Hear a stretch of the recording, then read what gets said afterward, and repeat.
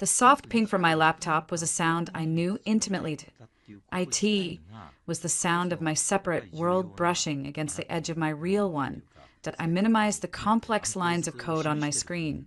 A neural network algorithm I was optimizing for Project Ares, and clicked open the encrypted messaging app. Alex, 3:14 p.m. missing you. Tonight, the usual place I'll have the Malbook ready. A warmth familiar and foolish spread through my chest that I typed back to white fingers flying. Me, 3:15 p.m. is 8 too late. Benchmarking test running until 7. I can't wait. Alex, 3:15 p.m. for you. Never. I'll be waiting. I stared at the words, tracing the pixels of his text with my eyes. 2 years. 2 years of this.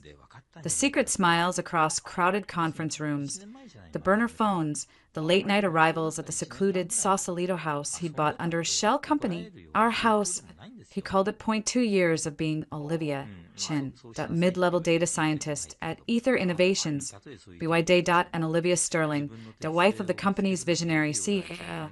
BY Stolen Night. It was a choice, my choice, that I reminded myself. When Alex had proposed that on a windswept cliff in Big Sur, he'd framed our secrecy as a necessity. The media, the board, the vultures. Liv, they'll pick you apart, they'll say. I married my employee, they'll overshadow everything you're working on, everything we're rebuilding. Let Ether stand on its own first. Let me build an impenetrable wall around us. And I head over heels in love with the man, not the billionaire. Had believed him. I'd traded a wedding band for a discreet platinum pendant. Public vows for private whispers. My brilliance to the Stanford legacy, and the true engine behind some of Ether's most promising and classified projects that was buried under layers of corporate anonymity. All for us. Deep thoughts. Or just battling a bug. I jumped. Slamming the laptop lid shut a little too forcefully. Marcus Lee leaned against the doorframe of my cubicle, a brown paper bag in one hand. 2 cold-pressed juices in the other. My closest friend at Ether, my former Stanford senior, and the only person who ever looked at me like he could see the cracks. Bug. I said, forcing a smile, a stubborn one. What's up? You forgot lunch. Again. He placed a juice and the bag, which smelled of rosemary chicken and focaccia from the artisan deli downstairs, on my desk. And you have that look, that my coat is haunting me look. Or something else. I avoided his gaze.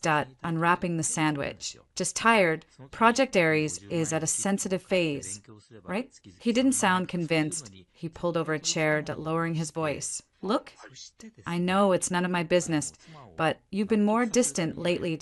Wired. I asked, everything okay, really? The concern in his dark eyes was almost my undoing. How could I tell him?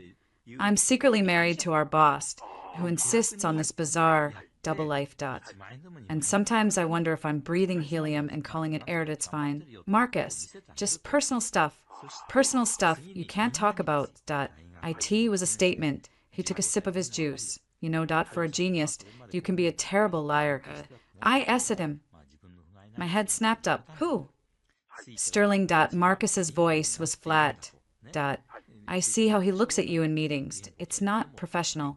My heart hammered against my ribs. Don't be ridiculous. He's the CEO. I'm a cog in the machine.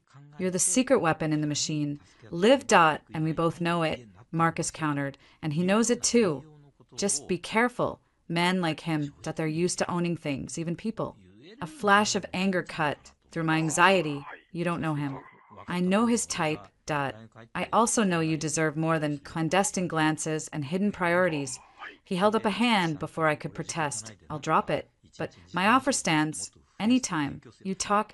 I listened. No judgment. I softened. Thanks, Marcus, really. He left me with my sandwich and a churning stomach. Alex wasn't like that. He was protective, not possessive. Our life, though hidden, was real. The nights talking about quantum computing and Italian art, the quiet mornings where he'd make coffee and trace the lines of my palm like it was a map to somewhere precious. That was real, wasn't it? The afternoon dragged. I threw myself into my work, the clean logic of the code a refuge from the messy uncertainty of my emotions. IT for 55 p.m. As I was packing up, a notification popped up on my work monitor. A company-wide system alert demarked from the office of the CEO. My breath hitched. Maybe he'd changed his mind. Maybe he was finally ready. I clicked it open. The headline was in bold, celebratory, ether blue font, celebrating a milestone. Congratulations to our founder CEO, Alexander Sterling. A mix of dread and wild and impossible hope surged in me. I scrolled down. Today marks a special personal anniversary for Alex. 2 years ago, he married the love of his life, his unwavering support and partner. While Alex has always valued his family's privacy, we at Ether wanted to join in celebrating the incredible woman who stands beside him. Here's to many more years of happiness. Hashtag EtherFamily, hashtag Sterling Milestone. The world tilted. I gripped the edge of my desk. He'd done it. He'd finally told them. IT was clumsy corporate, not how I'd imagined. But it was out. Why palms were slick. What would happen now? The stares, the questions, my project security clearance. Before I could process that the Ether internal chat platform, Etherlink, exploded. The hashtag company news channel was a waterfall of notifications. Sarah from marketing. OMG! Congrats, Alex. Who is the mystery woman? Ben from sales. 2 years. The man knows how to keep a secret.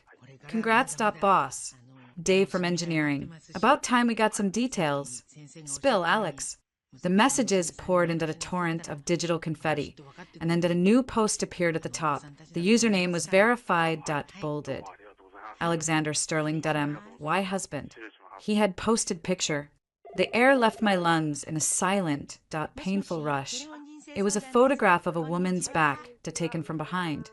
She was standing on a balcony overlooking the San Francisco Bay at dusk. The Golden Gate Bridge, a silhouette in the distance. She wore a simple, elegant ivory silk dress. Her blonde hair was swept up in a loose, perfect knot. The caption read, "My everything.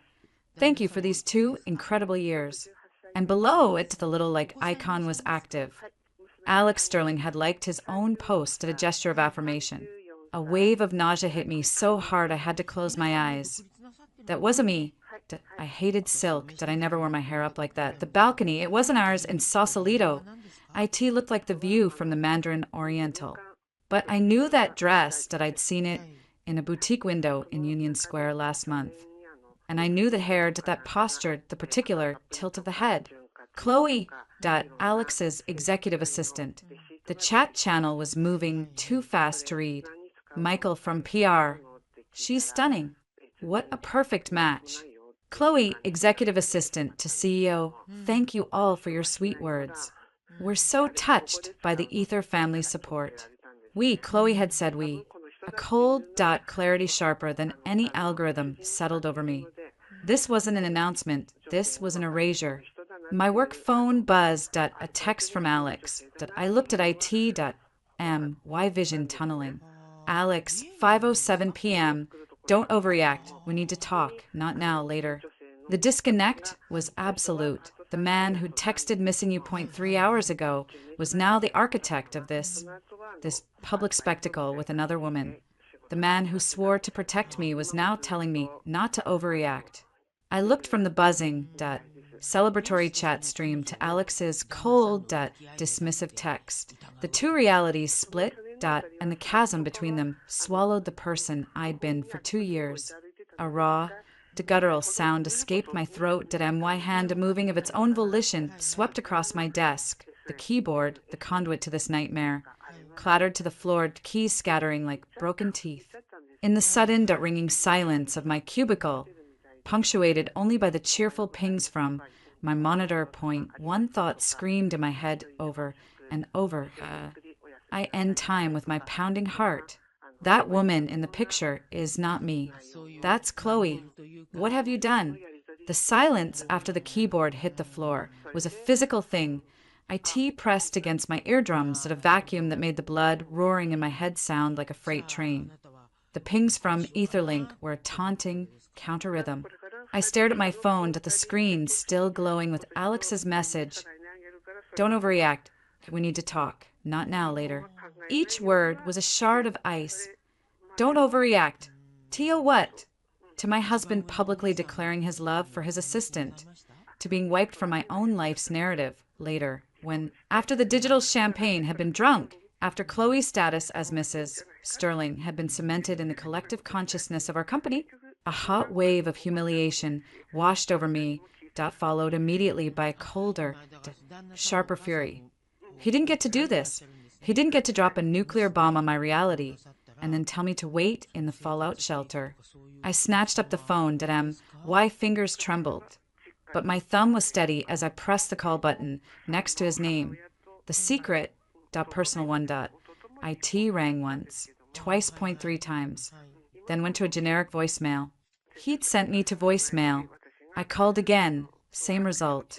My texts were rapid dash fire, why professionalism incinerated. Me, 5:11 p.m., what is this, Alex? Me, 5:12 p.m., call me, now. Me, 5:13 p.m., who is that in the picture? Answer me. No typing indicators, no response. Just the endless, scrolling celebration on my monitor, where Chloe, executive assistant to CEO, was now the most active participant, batting away questions with a masterful blend of coyness and authority. Ryan from DevOps. Come on, Chloe, give us a hint. How did you two keep it secret? Chloe, winking face, a true gentleman never kisses and tells. And a lady protects her man's privacy.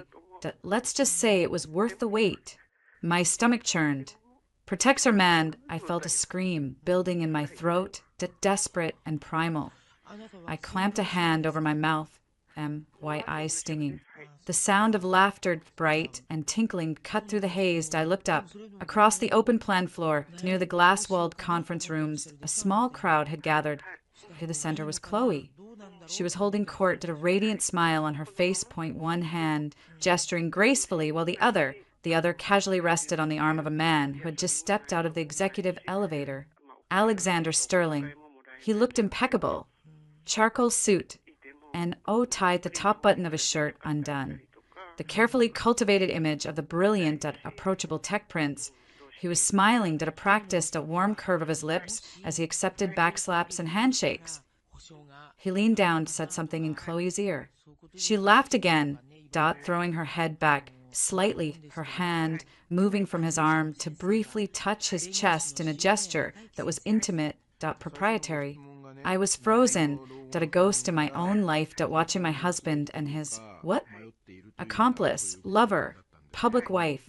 His eyes scanned the room, doing a casual sweep. They passed over my cubicle, over me hunched in the shadows, and moved on without a flicker of recognition. IT was the same look he gave the potted ficus in the corner. Part of the office decor. That single, dismissive glance broke the paralysis.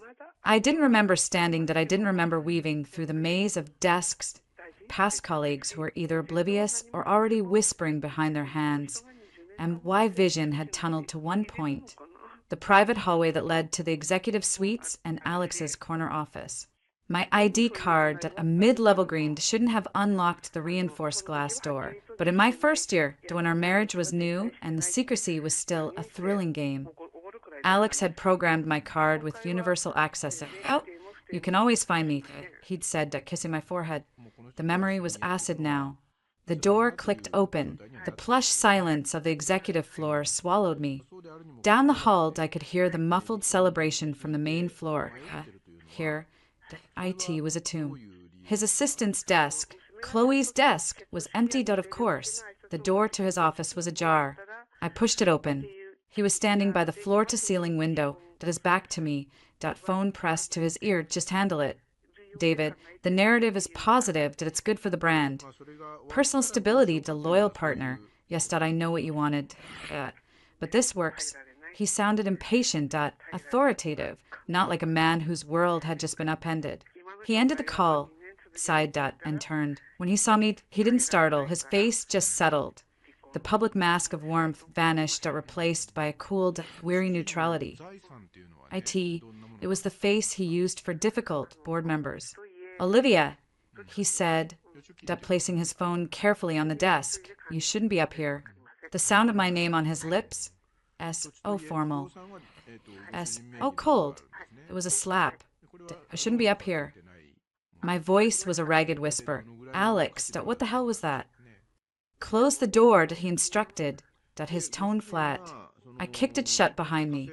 The thud echoed in the spacious room. Talk. Now, start with explaining why there's a picture of Chloe on our company chat, with you calling her. You're everything.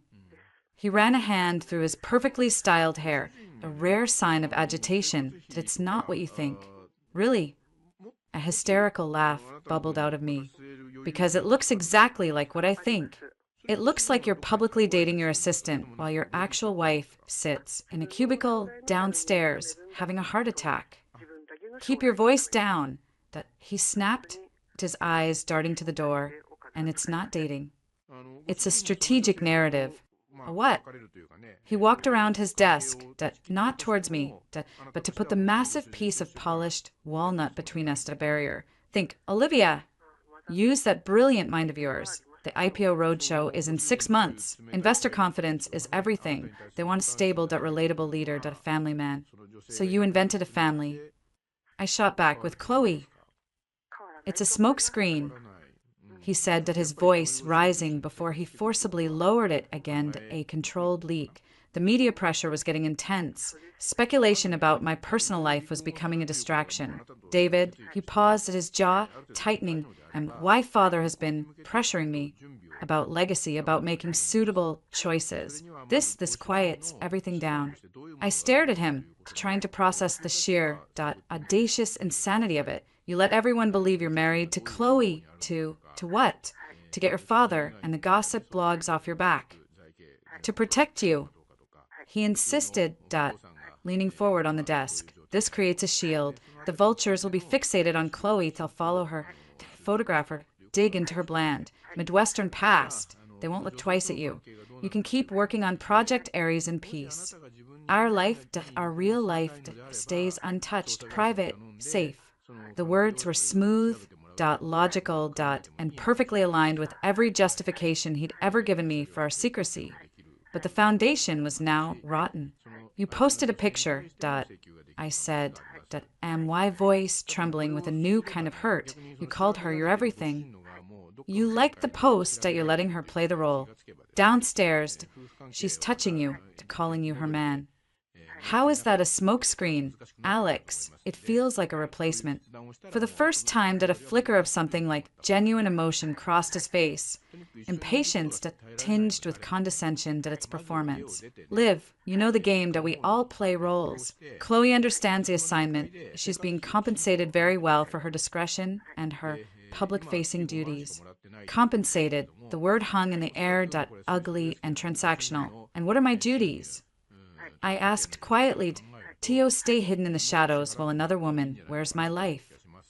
Your duty is to be my wife, he said, his composure finally cracking. The real one, the one I come home to, the one who knows the real me, not the brand. This, he gestured vaguely towards the window, towards the company below. This is just noise. Theater. Why can't you see that? Because the theater feels awfully real. I shouted, you didn't discuss this with me. You didn't say, honey, I'm going to pretend to be in love with my assistant to throw off the paparazzi. You just did it. You made me a laughingstock. No one knows about you to laugh at you. He fired back, that's the whole point. The circular logic was suffocating them. My head was spinning. And what happens at the next company gala? Alex, do I watch you dance with her? What happens when Forbes does a power couples feature? Do I have to read about your fairy tale romance with Chloe over my morning coffee in our kitchen? He was silent for a moment. There will be some required appearances for optics, but it doesn't change what we have. The finality of it, the sheer, cold planning, stole my breath. Required appearances. Optics.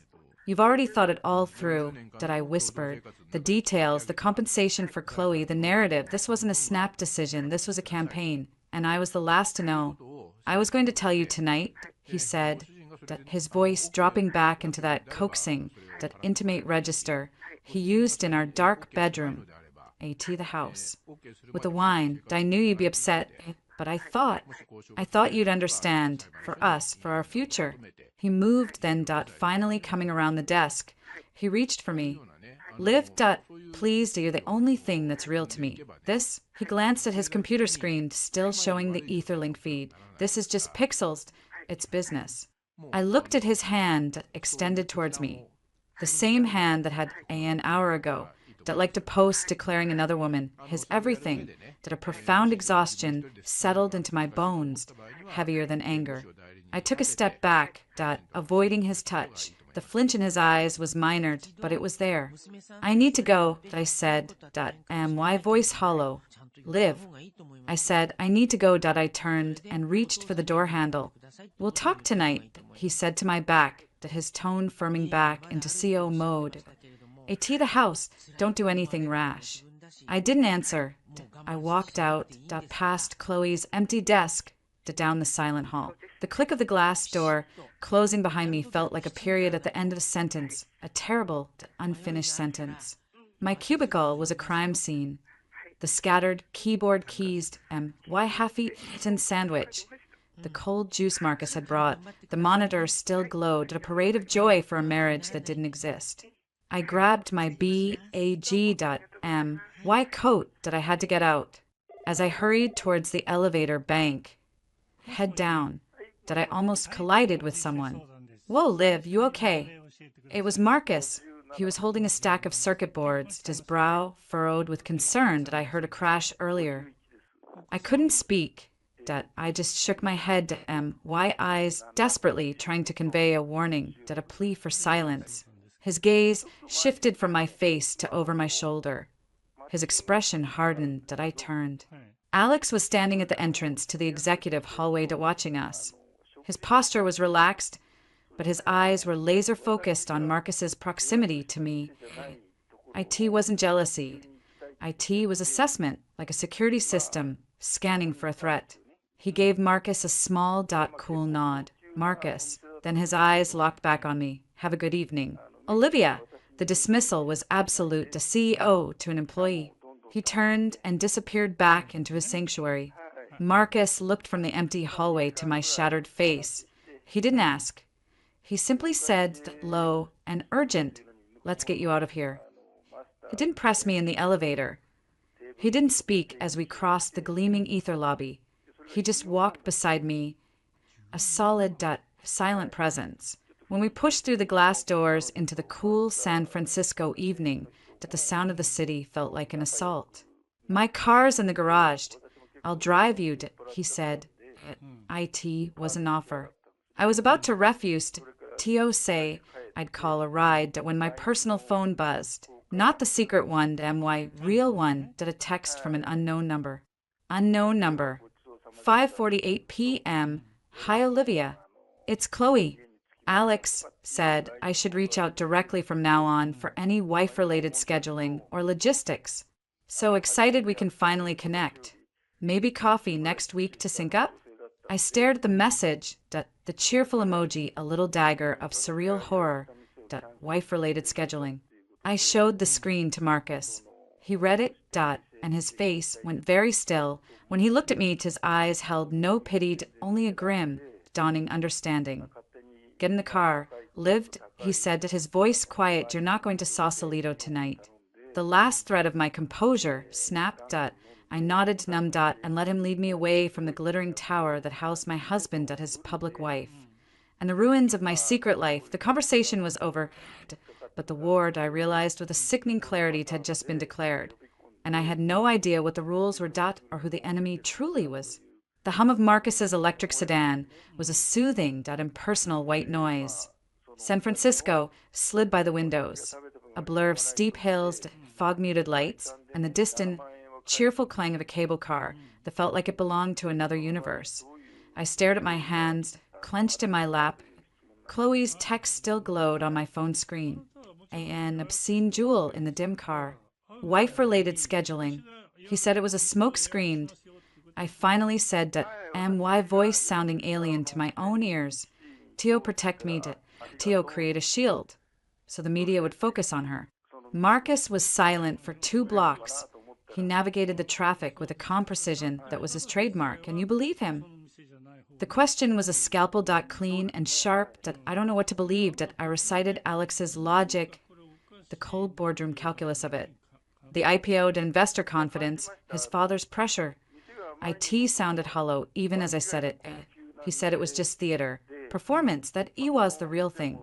And the understudy gets the public, bowed at the flowers, the adoration, while the lead actress is locked in a dressing room she didn't choose. Marcus said that his tone neutral. He didn't look at me. He didn't ask you. He presented you with a fait accompli. That's not partnership. Live, that's a dictatorship with benefits. The raw truth of it stole my breath. What do I do? The whisper was pathetic, but it was all I had. First, so you don't go to that house tonight. Marcus stated, turning onto my street in No Valley MY apartment. The one I kept as a workplace necessity, covered or paid for by my own salary. The one place that was unequivocally mine. Second, you get some sleep. Third, you start looking at this like a system that's been compromised. You audit the code. Audit the code. You're a data scientist. You look for anomalies, for bugs, for lines that don't do what they're supposed to do. But he pulled up to my building and put the car in park. Finally, he turned to look at me. His gaze was direct, free of the pity. I feared. He gave you a story. Test it, verify it, corroborate with independent data points.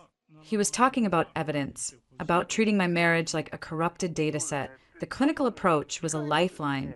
IT gave me a task, a purpose beyond screaming or sobbing. How? I asked. Marcus considered. You have high-level clearance for project areas. That gives you access to certain peripheral systems. Travel logs, discretionary fund approvals. Start there. Look for patterns. Look for Chloe. He handed me a small, encrypted USB drive from his glove compartment. Use this, air-gapped. Don't connect it to anything that touches the Ether network. Screenshot, save, disconnect. I took the drive. IT felt heavy. Why are you helping me? Marcus, this is a mess. IT could blow back on you. A faint, grim smile touched his lips. Because someone should have been looking out for you a long time ago, and because I don't like bullies, especially clever ones who hide behind PowerPoint slides and strategic narratives. I nodded toward my apartment. I'll be on my phone. Call anytime. The apartment was cold and silent. I didn't turn on the lights. I walked to the window, looking out at the cityscape. Somewhere out there, I in a modern fortress in Sausalito. Alex was probably opening that Malbuck, waiting, assuming I'd come, that his explanation would eventually be absorbed. Accepted. My phone buzzed. My secret phone. Alex, 8:05 p.m. You're not here. We need to talk. Olivia, this silence isn't productive. I didn't reply. Instead, I powered up my personal laptop, inserted Marcus's drive, and remote accessed my Ether workstation. My fingers flew over the keyboard, not with the creative joy of coding, but with the cold, methodical intent of a hacker, though I was only accessing my legitimate permissions. I started with the corporate travel database. Filter. Alexander Sterling. Last 24 months. The list populated. Zurich, Tokyo, London, Austin, Davos, Monaco, standard CEO fare. Then I filtered for a companion. Chloe Summers. The list shortened, but not by much. Zurich, Monaco, Austin, the company retreat in Napa. All plausible. He'd told me about those trips. Bringing Chloe for logistics, he'd said. She handles the minutiae. But the details.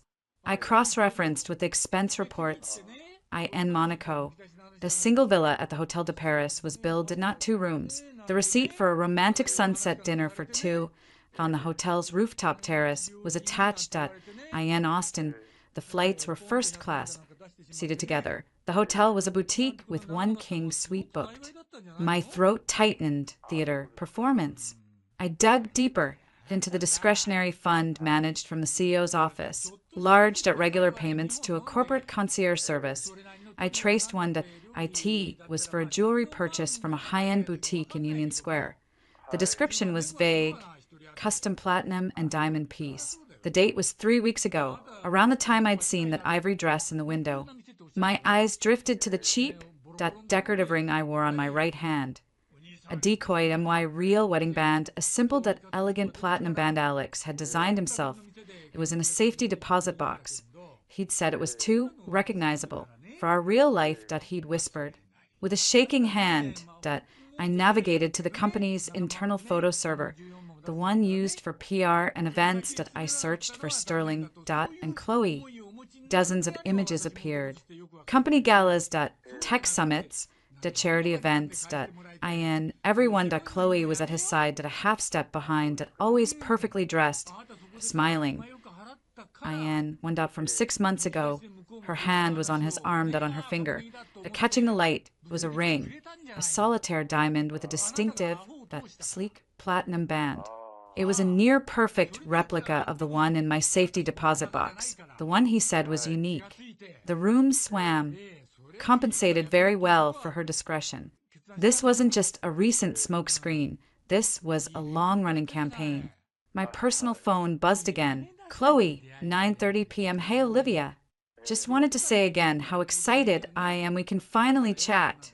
Alex says you're a total genius, but so private. Did I get it? Gotta protect the mystery winking face. Let's definitely get that coffee next week. Maybe Tuesday, I'll have my assistant check Alex's calendar, and we'll find a slot. Zoxo. The faux friendliness was nauseating. Why assistant? She was already talking like the CEO's wife.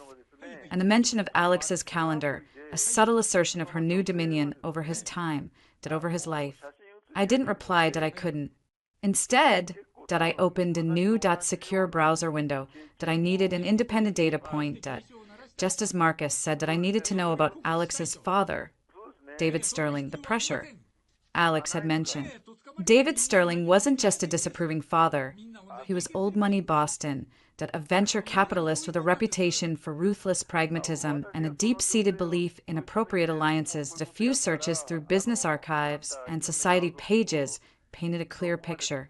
David was a frequent donor to conservative political causes, a board member of exclusive clubs. And he'd been quoted in a Wall Street Journal profile years ago, lamenting the transient, rootless culture of Silicon Valley and its meritocratic fantasies. His own marriage had been to a woman from an old banking family. One quote leaped out at me from an interview 2 years ago, right around the time Alex and I had eloped in a quiet courthouse ceremony. The reporter had asked David about his son's skyrocketing success with Ether. David had praised the vision, but then added, of course, that real stability, a lasting legacy, comes from more than just code and valuations. IT comes from foundation, from family. Alex understands that he's a Sterling, that he'll make the right choices when the time comes. The right choices. The pieces clang together in my head, forming a horrible, coherent picture. Alex hadn't just been protecting me from the media.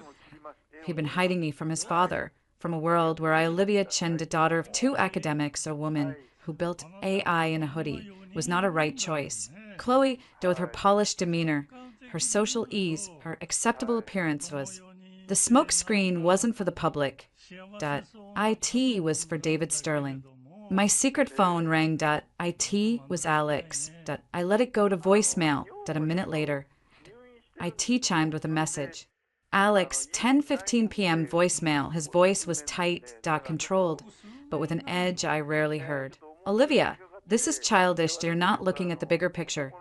We are a team. This is a strategic move for us for our future. Come to the house. Now, we will discuss this like adults. Don't make me come find you. The threat, however veiled, was clear. The CEO was losing patience with the disobedient employee. It was the team that did it. The final, insulting twist of the knife. A team implies communication, consent, shared strategy. I stood up. Why body humming with a new, cold energy. The grief and shock were still there, but they were being forged into something harder. Resolve. Marcus was right. This was a compromised system, and I had just started finding the bugs. I powered down the laptop, ejected the drive. I needed more. I needed something undeniable. The financial anomalies were suggestive, but not proof of anything beyond extravagant compensation. The travel logs were circumstantial. I needed to know what public-facing duties truly entailed. I needed to understand the nature of the deal between Alex and Chloe. And I needed to secure my own position. Project Ares was my leverage to ADM. Why masterpiece? IT was also my tether to Ether. If Alex felt truly threatened, could he cut me off from it? Could he discredit my work? My personal phone buzzed once more. IT was Marcus. Marcus, 10:45 p.m. system audit complete on my end. Found something you should see, not over the phone. Can I come by? Me, 10:46 p.m. please. 20 minutes later, he was at my door holding a tablet. He came in, did not asking questions, just handing me the device. IT displayed a series of encrypted email headers and fragments pulled from a backup server he had admin access to for legacy system maintenance. I know I shouldn't have, he said quietly, but after I dropped you off, I had a hunch that I looked for communications between Sterling's office and the PR firm that handles his personal brand. I scrolled. The emails were between Alex's former chief of staff, who left 6 months ago, and the managing partner of Kensington Company, a prestigious, discreet PR firm. They were dated over the last 18 months. Per our discussion, continuing to cultivate the image of Mr. Sterling as a grounded, commitment-oriented individual is paramount ahead of any liquidity event. Attached are talking points for Ms. Summers for the Tech for Good benefit. The narrative is supportive partner, shared philanthropic values. Photography will be staged to suggest intimacy without being explicit. Confirmation that the lease on the Russian Hill penthouse is in Ms. Summers' name, that AS discussed, provides a plausible home. For public purposes. The Sausalito property remains strictly off limits for any media or industry visibility. Sausalito, our house, the one he called our sanctuary. The final email was from 3 days ago, from Alex's account directly to the PR head. Attached is the final image for the internal announcement. Ensure it conveys tradition, stability, and discreet affluence. The caption should be simple, heartfelt. Ms. Summers is prepped on her response protocol. Proceed as scheduled. Attached was the photo, the one now burning up Etherlink, Chloe on the balcony. I put the tablet down, why hand steady now? The coldness had reached my core. IT was a campaign, I said, and why voice flat? An 18-month campaign. Yes, Marcus said, and you were the classified project he kept in the basement. The analogy was perfect. I was the secret weapon, the hidden asset. Chloe was the public-facing demo. What do I do, Marcus? This time the question wasn't a plea. IT was a strategic query. He met my gaze. You have two assets he doesn't fully appreciate. First, at your mind, Project Ares is yours. You know it inside out. He needs it for the IPO. It's the crown jewel. Second, he paused at you're the real wife. You have legal standing, and you have access, Olivia, more than you think. He'll lock me out, now that I'm not complying. Maybe not, he still needs you for Ares. And he's arrogant, he thinks he's convinced you, or he can bully you back in line. Use that, play the part, be hurt, be confused. But ultimately, be the understanding wife. Buy yourself time. Time for what? To finish Ares, TO copy every piece of code, every research note, every simulation result. TO secure your intellectual property. And to find the one thing that powerful men like Alexander Sterling fear more than anything else. What's that? A paper trail they can't explain away. Marcus said that his eyes hard, not just of the lie, but of the money. Where it really goes, what it really buys. You found the payments to Chloe. Look deeper. Look for shell companies for irregular bonuses for anything that doesn't fit the brilliant clean Texio mold. His father wants a stable legacy. Unstable finances are the quickest way to ruin it. It was audacious. IT was dangerous. IT was the only path forward that didn't involve surrender. My secret phone lit up again. Another text from Alex. Alex, 11:30 p.m. last chance. Olivia, I'm trying to be patient. Don't mistake my patience for weakness. We built this together. Don't destroy it now. I looked at the message, then at Marcus, then at the damning evidence on the tablet.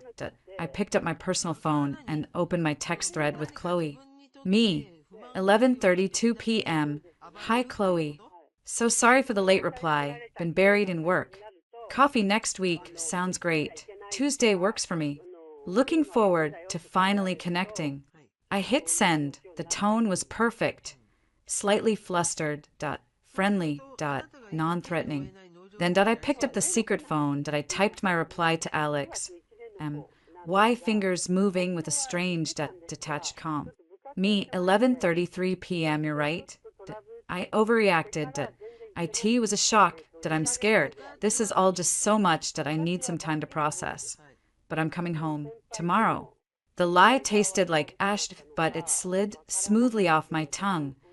IT was the first line of my own performance. The curtain was rising on a new act, and for the first time I was writing my own lines. Marcus watched me, a flicker of approval in his eyes. What's your move? I took a deep breath. I'm going to go home to my husband. I'm going to be the perfect, understanding, shaken wife. And while he's reassuring me, I said, looking at the encrypted drive in my hand, I'm going to tear his empire apart one bite at a time. The Sausalito house felt like a museum dedicated to a dead marriage.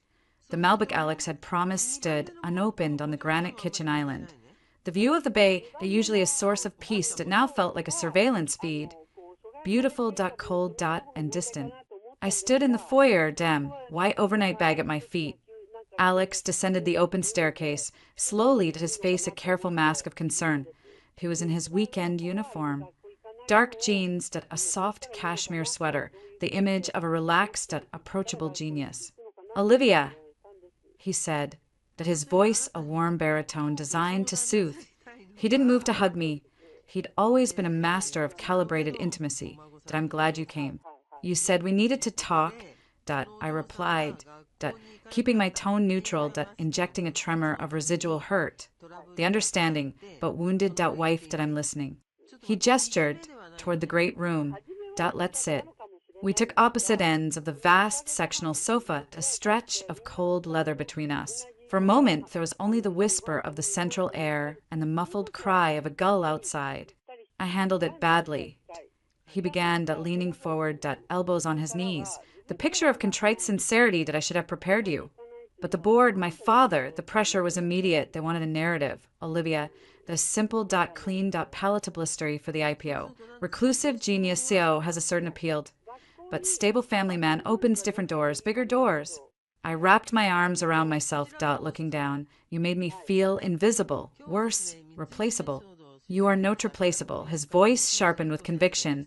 Look at me. I raise my eyes meeting his? He held my gaze. The intensity turned up to 11. Chloe is an employee, a highly compensated one performing a specific, temporary function. She signs NDAs thicker than her head. She knows the score. This is a business arrangement. The picture looked personal, I whispered, pushing a little. He sighed at a sound of weary exasperation. IT was staged by Kensington Company, every detail, from the dress to the lighting to the caption its branding. Olivia, nothing more. He rose and walked to the window, his back to me. Why father saw. He actually called to say it was a step in the right direction. For the first time in years, he's not hounding me about my irresponsible California lifestyle or pushing the daughters of his banking friends on me. This fiction is buying us freedom, real freedom. Once the IPO is done, the stock is solid, we can phase it out. Gradually, we can even go public, on our own terms. The promise dangled, shiny and rotten. IT was the same carrot he'd used for 2 years, just reskinned. And until then, I asked at letting my voice break, just enough. What do I do? Watch her play my part. Get texts from her about wife logistics. I pulled out my phone and showed him Chloe's cheerful, invasive messages. His jaw tightened momentarily as he scanned them. I'll speak to her.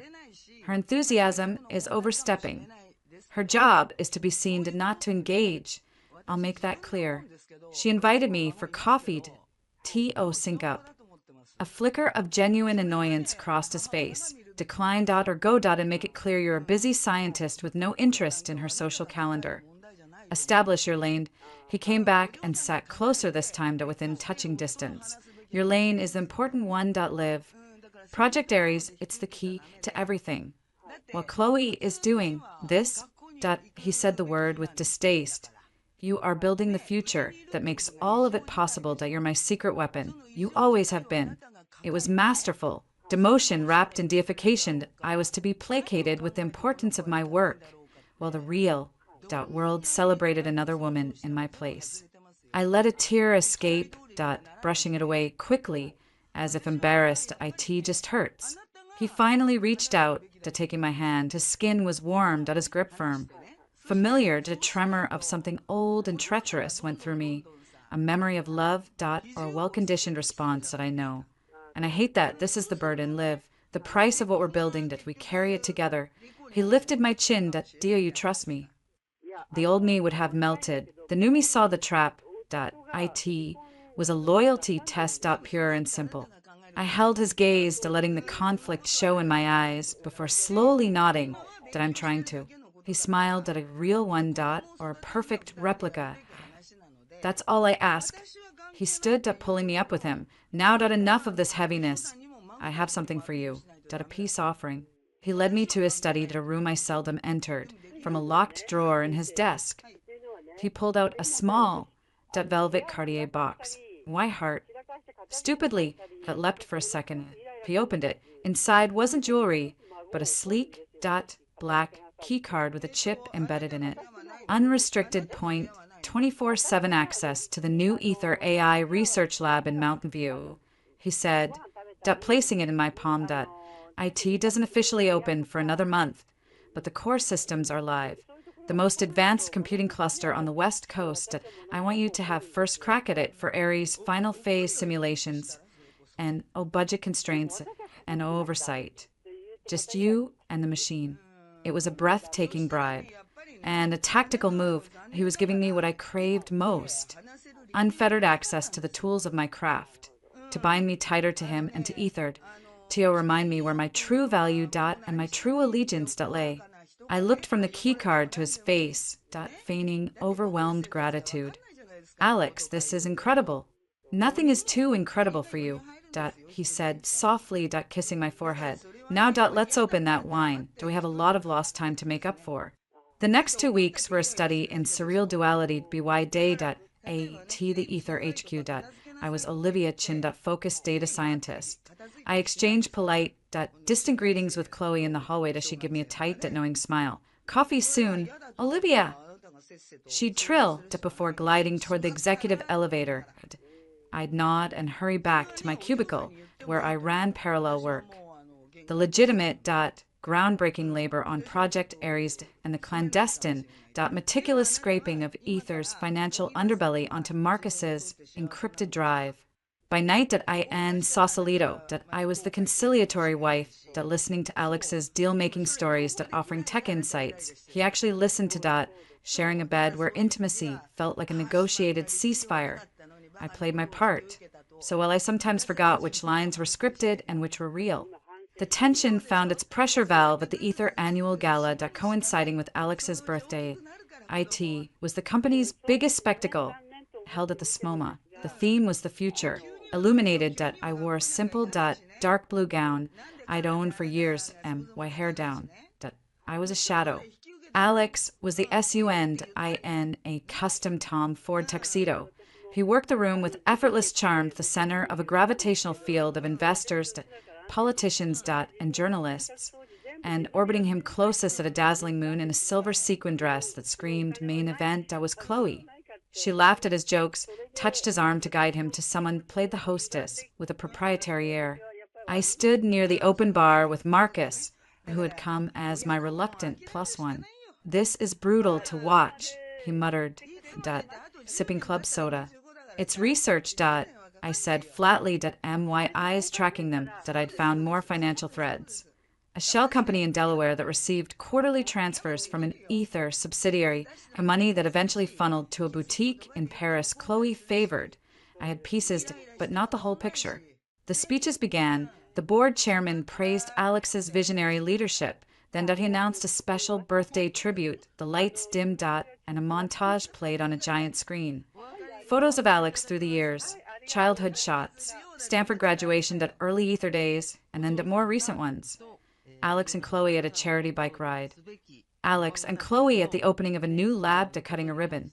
Alex and Chloe, heads close together, laughing at some unseen joke. The pictures were candid, intimate. The narrative was being woven in real time.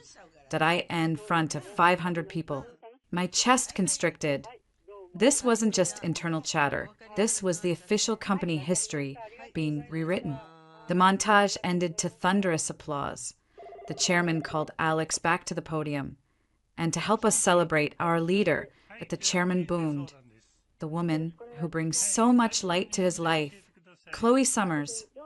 Chloe ascended the steps with a practiced, graceful wave to blowing a kiss to the crowd. She took her place beside Alex at the podium. He slipped an arm around her waist, pulling her close. It wasn't stiff, stage pose. It looked natural, comfortable. Thank you, everyone. Alex said that his voice warm in the microphone. This company, this family, means everything to me. And having my rock Y partner by my side through it all makes the journey worthwhile. He turned his head and looked at Chloe, a soft, public smile on his face. And then as the crowd hooped and cheered, he leaned in and kissed her, not on the forehead, not on the cheek, that firm, that deliberate kiss on the lips. It lasted only 2 seconds, but it was a lifetime. The room erupted, a standing ovation, whistles, cheers. I didn't hear any of it. The world had dissolved into a high-pitched whine. I saw Marcus's hand come up, as if to block my view or steady me. But I was already moving. I turned and walked, and Y steps measured, and Y back straight, through the crowd, past the bewildered faces, out of the glittering room, into the cool, quiet emptiness of the museum's lobby, and down the stone steps to the valet circle. Olivia, stop! Alex's voice echoed in the cavernous concrete parking garage beneath the museum. I heard his footsteps, quick and sharp, chasing me. I didn't turn. I reached my card, fumbling for my keys. His hand closed over my wrist, not rough, but unyielding. Olivia, look at me. I spun around, wrenching my arm free. The valet attendants pretended not to watch. Don't touch me. His face was flushed, not with passion, but with anger and a hint of panic. It was for the crowd. A gesture. You know this. A gesture. My voice was low, venomous, all pretense gone. You kissed her on the lips, in front of everyone. With a slideshow of your life together playing in the background. What's next, Alex? A Vogue spread, a pregnancy announcement. Keep your voice down. He hissed, stepping closer, using his height to intimidate. This is what I've been trying to make you understand. This is the job. This is the performance. I have to sell it, or it's worthless. You sold it, just fine, I spat. You looked convinced. His composure finally shattered. The mask of the patient CEO, the understanding husband, fell away, revealing something colder, harder, and infinitely more familiar. The ruthless dealmaker who always got his way. What do you want from me? Olivia, an apology for doing what's necessary to secure a billion-dollar company, for building the future you want to be a part of. You think the algorithms you love so much run on fairy dust. They run on money, on investor confidence. This issue, it's done. The truth, naked and ugly, hung between us. So that's the deal. I said, my voice shaking not with tears, but with a fury so pure it was almost calm. I get the key card to the lab. Chloe gets the key to your public life. And you get everything. It's not about what anyone gets. He shot back, exasperated. It's about what we achieve. You are my wife. That means something. It means you stand by me. You support the vision even when the tactics are uncomfortable. Uncomfortable. I let out a sharp, bitter laugh. You're gaslighting me with corporate jargon. The tactic is you parading another woman as your partner. The vision is you lying to the world, and to me, every single day. His eyes narrowed. I have never lied to you about what matters, about us. The picture, I said, stepping into his space, Y finger jabbing toward the museum above. The woman in that picture, the one you called your everything. It wasn't me, It was Chloe. The silence that followed was absolute. The garage air was cold and smelled of exhaust. He stared at me, his expression shifting from anger to a chilling, calculating clarity. He'd underestimated my reaction. He'd mistaken my quiet compliance for acceptance. Yes, he said finally, his voice dropping to a dead calm. IT was Chloe, because right now, for this phase, Chloe is what the company needs. She is what the story needs. She is presentable, predictable, and she plays the part without getting emotionally compromised. Each word was a bullet. Presentable, predictable, uncompromised. And what am I? The question was a whisper.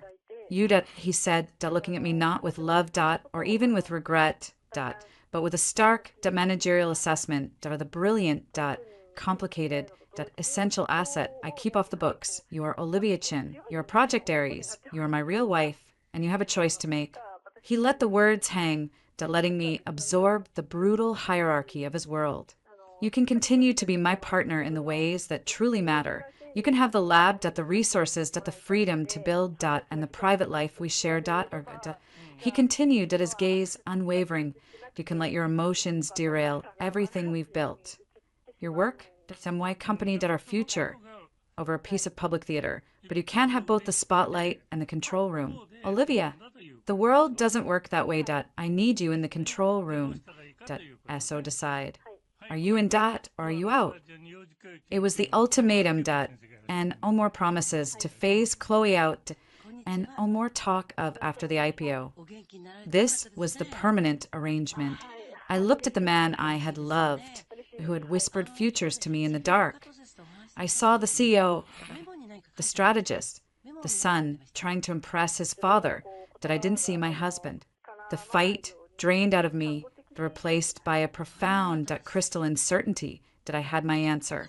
I didn't say a word, I simply turned, unlocked my car door, and slid inside.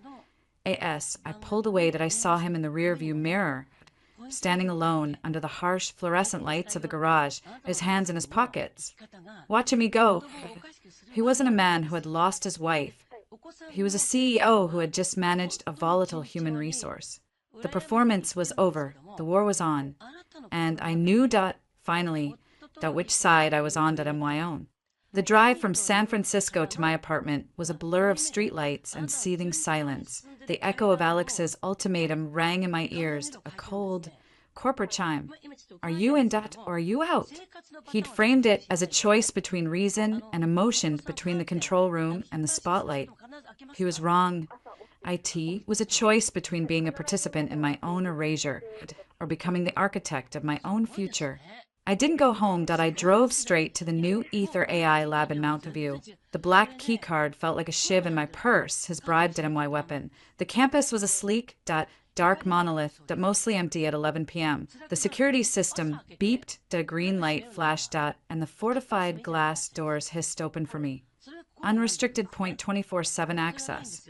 The control room was a cavernous space, all matte black surfaces and massive floor-to-ceiling screens, currently displaying dormant, deep blue diagnostics. The heart of the room was the Forge, Ether's next-generation quantum hybrid computing cluster.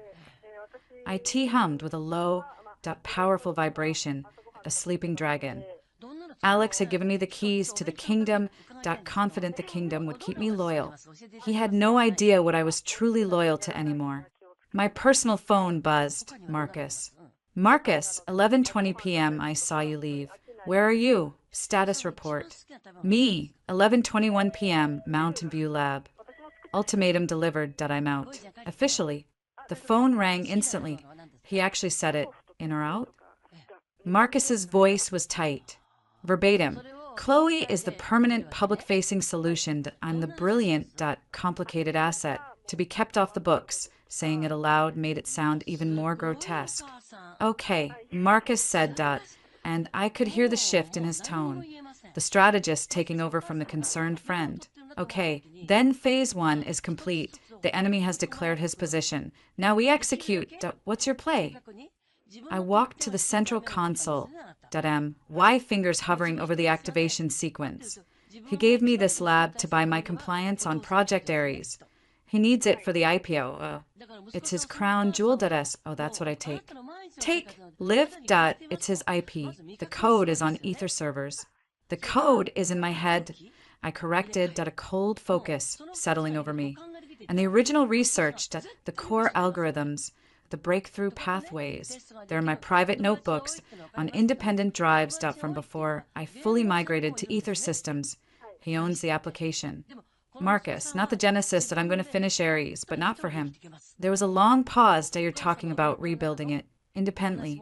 I'm talking about completing it, I said, my eyes tracing the lines of the powerful machine before me. Here, on his dime, with his resources, I'll run the final phase simulations, the ones that prove its market viability. I'll get the data, the performance metrics, and then I'll walk, and I'll take the blueprint with me. That's incredibly risky, if he finds out.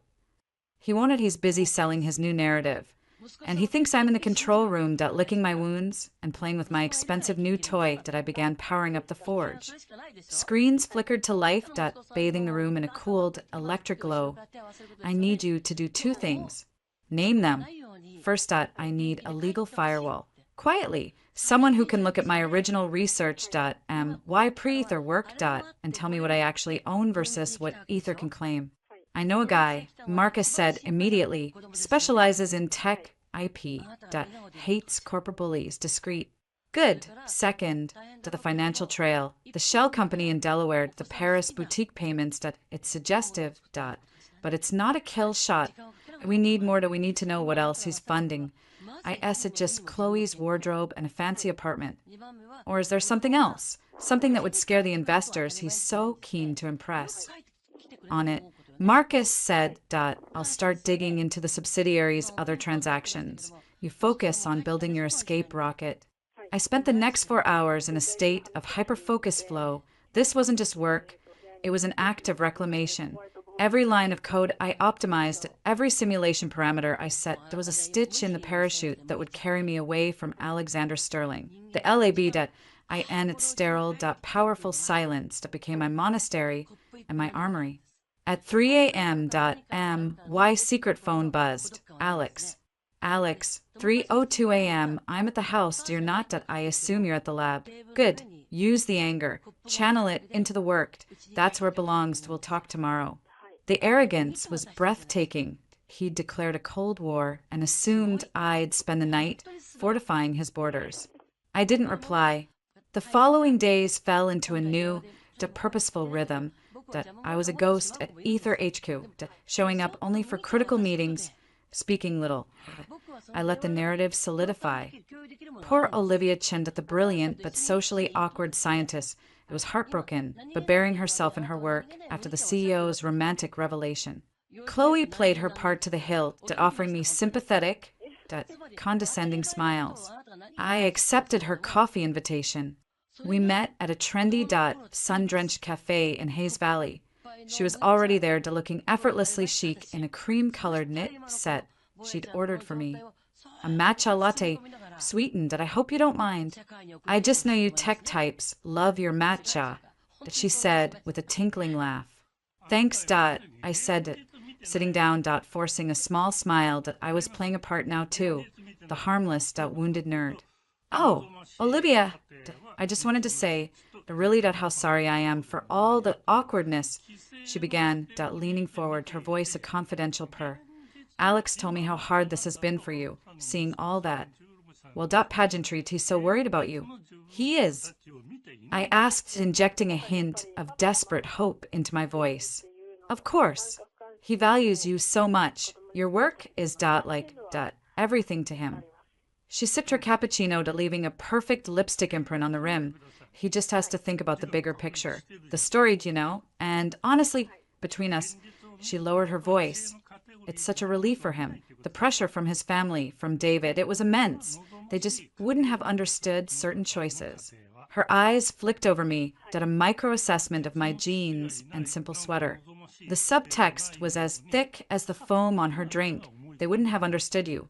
You must be under a lot of pressure too, I ventured, keeping my eyes wide, having to be on all the time. She waved a manicured hand. It's what I'm good at. And Alex is incredibly appreciative. He makes sure I'm taken care of. A faint, smug smile touched her lips. IT wasn't just about salary. IT was about status, access, the reflected glow of his power. It's a partnership. He handles the future. I handle the present. She leaned in again.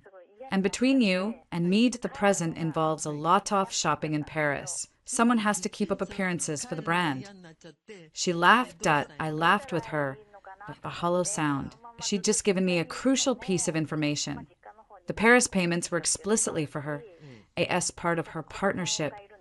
Duties. IT was a direct link. Well, I said. Standing up. Am why matcha untouched. I should get back to the future. Thanks for the coffee, Chloe. Anytime. Sweetie. She called after me. Let's do lunch soon. We girls have to stick together. Back in the Mountain View lab that night, Marcus joined me. His face grim. I've got something. He said. Connecting his secure laptop to an isolated terminal. The shell company, Palace Holdings.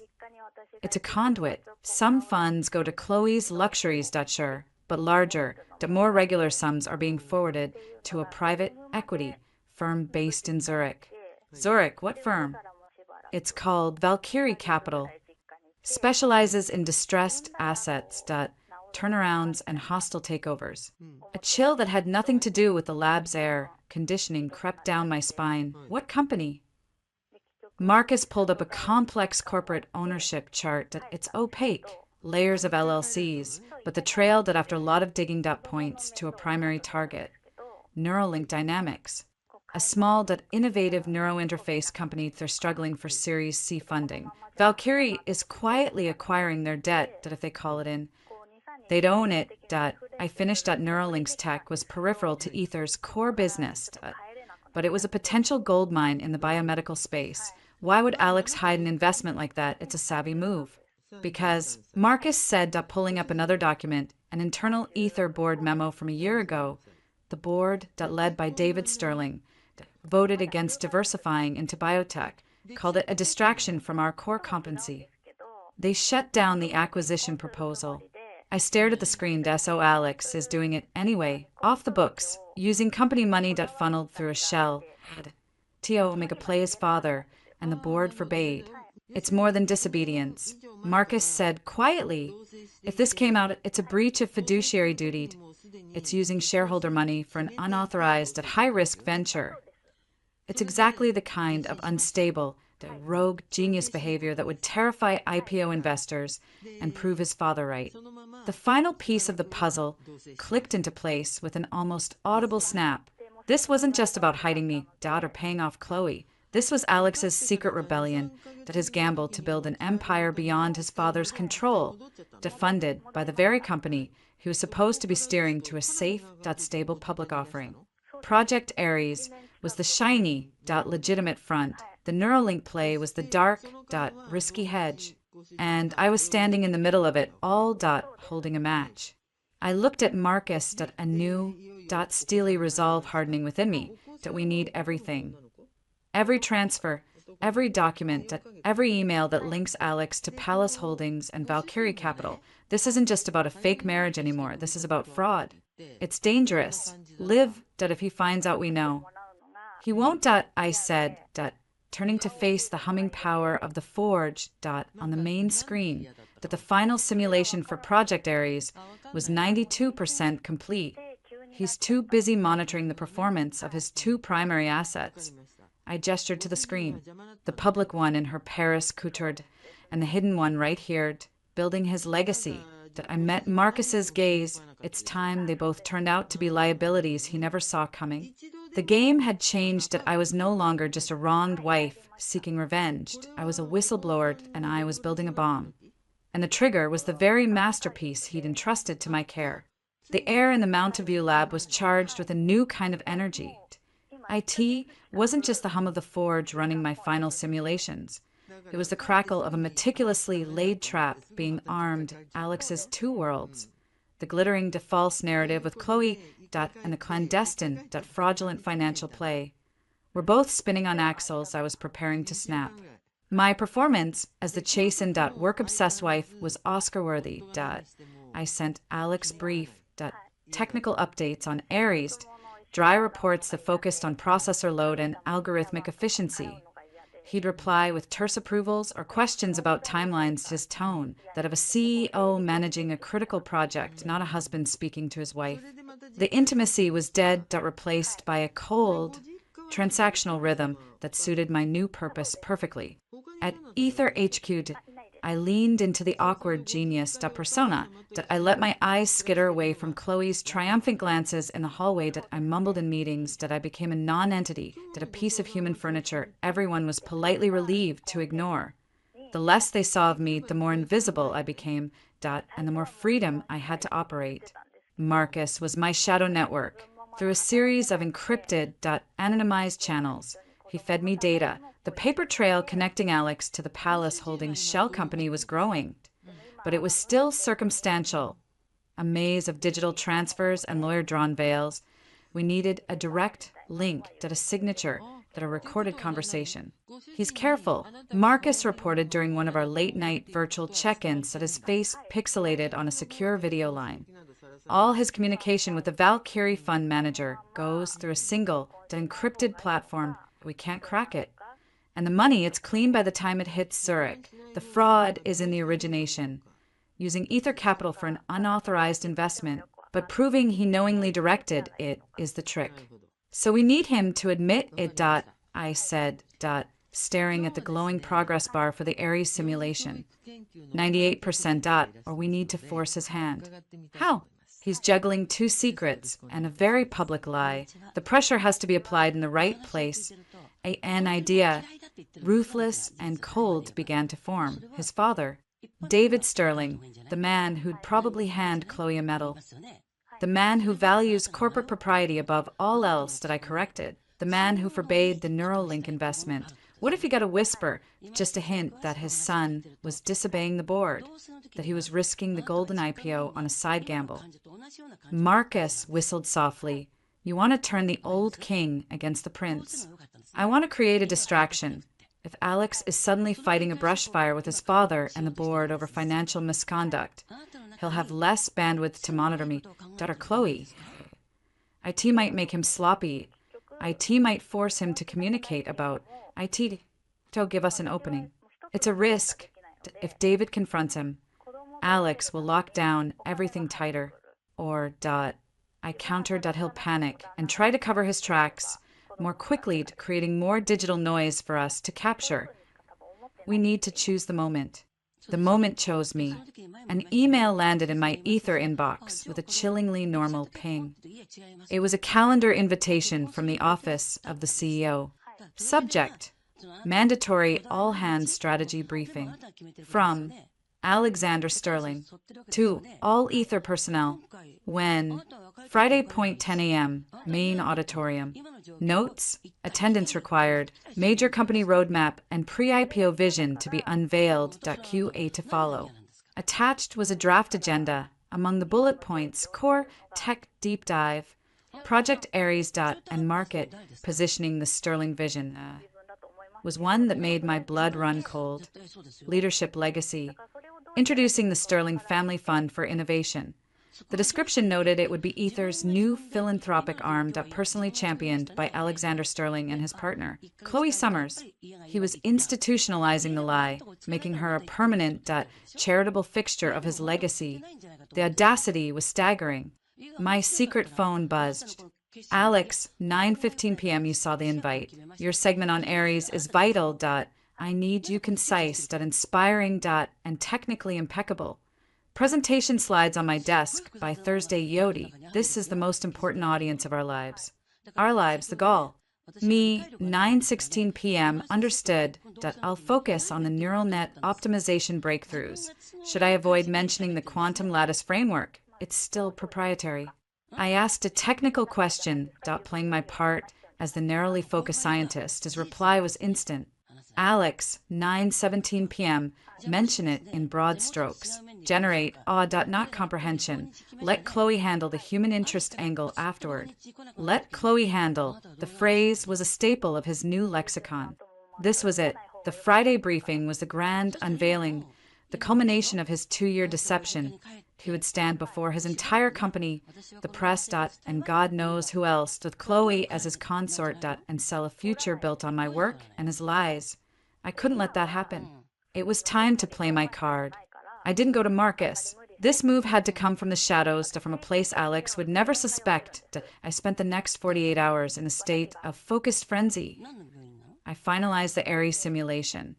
It was a success beyond even my projections. I copied every byte of crucial data onto multiple encrypted drives. And I prepared my presentation slides, a masterpiece of misdirection that highlighted Ares' potential while carefully omitting the one critical proprietary algorithm that made it all work. The lattice key that I had developed independently, that I kept. On Thursday afternoon, I left the polished slide deck on Alex's desk, then from a public terminal at the San Francisco main library, using an anonymizing browser and a prepaid email account that I sent a single succinct message to david.sterling@sterlingventures.com from concern.party@temp-mail.org. Subject: a question of fiduciary duty at Ether. Mr. Sterling, a wise investor verifies the foundation before admiring the spire. You may wish to audit the capital flows from Ether's Alpha Venture Fund subsidiary. Track the disbursements to Palace Holdings D and their subsequent destination. The intended acquisition target may be of interest, given the board's recorded stance. A friend to prudent governance. I hit send. The shot was fired from the dark. The effect was not immediate, but tectonic. On Friday morning, an hour before the all hands, the atmosphere at Ether HQ was electric with stage celebration. Balloons in ether blue, a live news crew setting up in the lobby, employees buzzing with IPO lottery ticket dreams.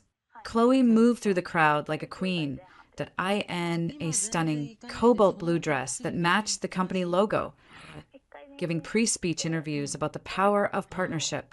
I hid in a tech alcove near the auditorium stage entrance, calibrating my presentation clicker. That's when I saw him. Alex stormed out of a backstage hallway with his face a thundercloud. His phone was pressed to his ear. He didn't see me. I don't know how he found out.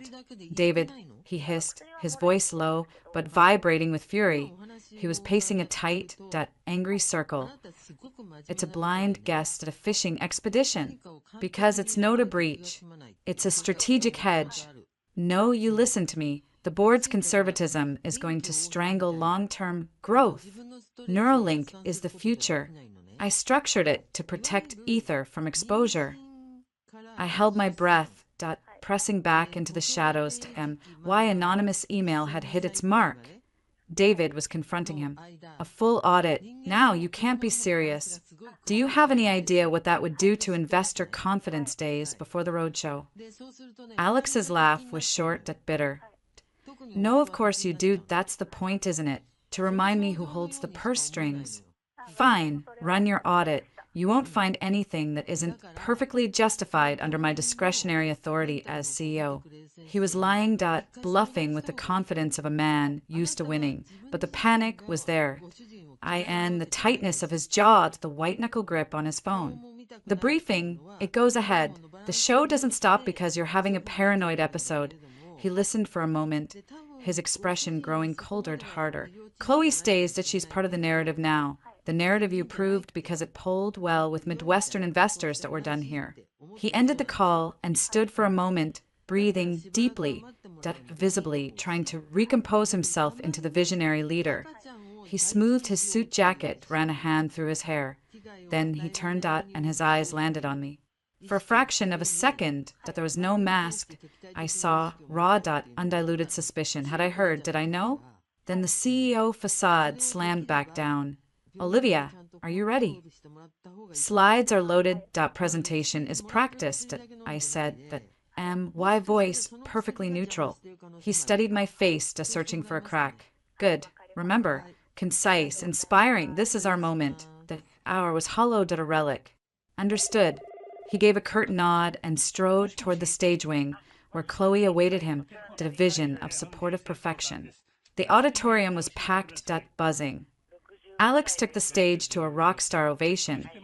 He was magnificent, charismatic, bold, painting a picture of a future shaped by ether. He spoke of integrity, the family, of building something that lasts. He introduced Chloe as his partner in every sense, and she joined him, accepting the applause with a graceful, tearful smile. IT was nauseating theater. Then it was my turn, and none of this vision would be possible without the breakthroughs happening in our labs right now. Alex said that, his arm sweeping toward me as I walked on stage, the mind behind our most transformative project, Project Aries, Dr. Olivia Chin. The applause was polite, professional, that I was the necessary nerd interlude between the charismatic leaders. I clicked through my slides, my voice calm and clear over the microphone, that I spoke of neural networks that learned like a child, of optimization algorithms that could cut energy consumption by 40%, that I showed the stunning results of the final simulation. The room was impressed. Alex from the side of the stage watched me with intense, approving focus that I was delivering exactly what he wanted.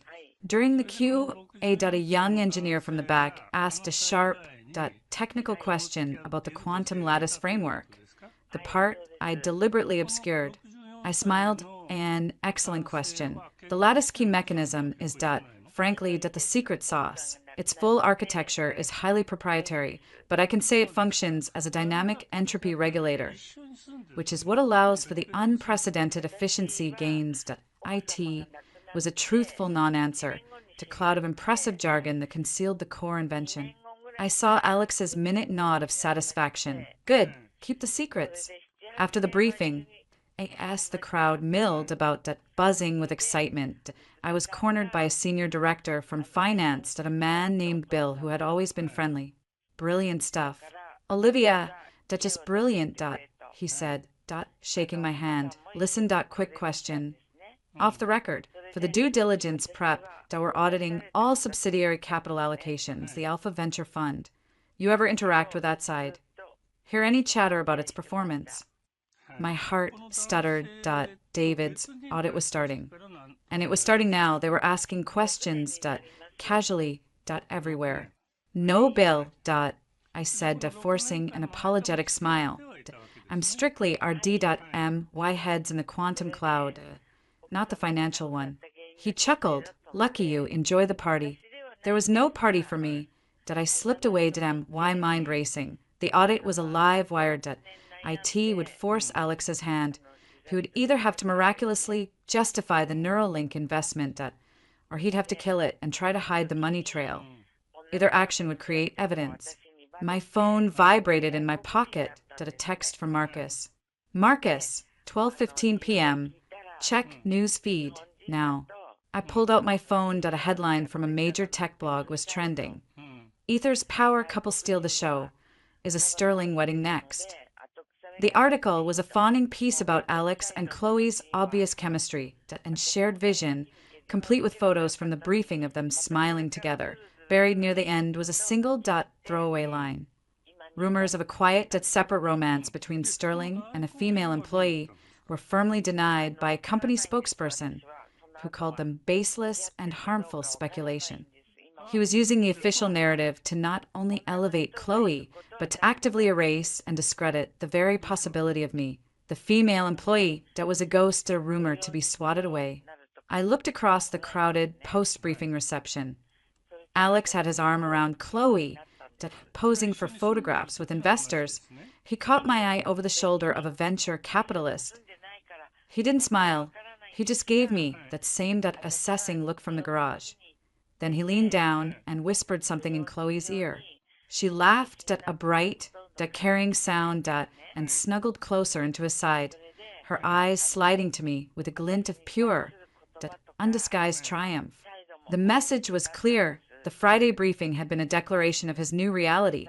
I was on the outside holding the keys to a lab that was already being repurposed as my gilded cage. The double game was in its final, deadly phase. He thought he was containing me. He had no idea I was already inside his walls, and I had just lit the fuse.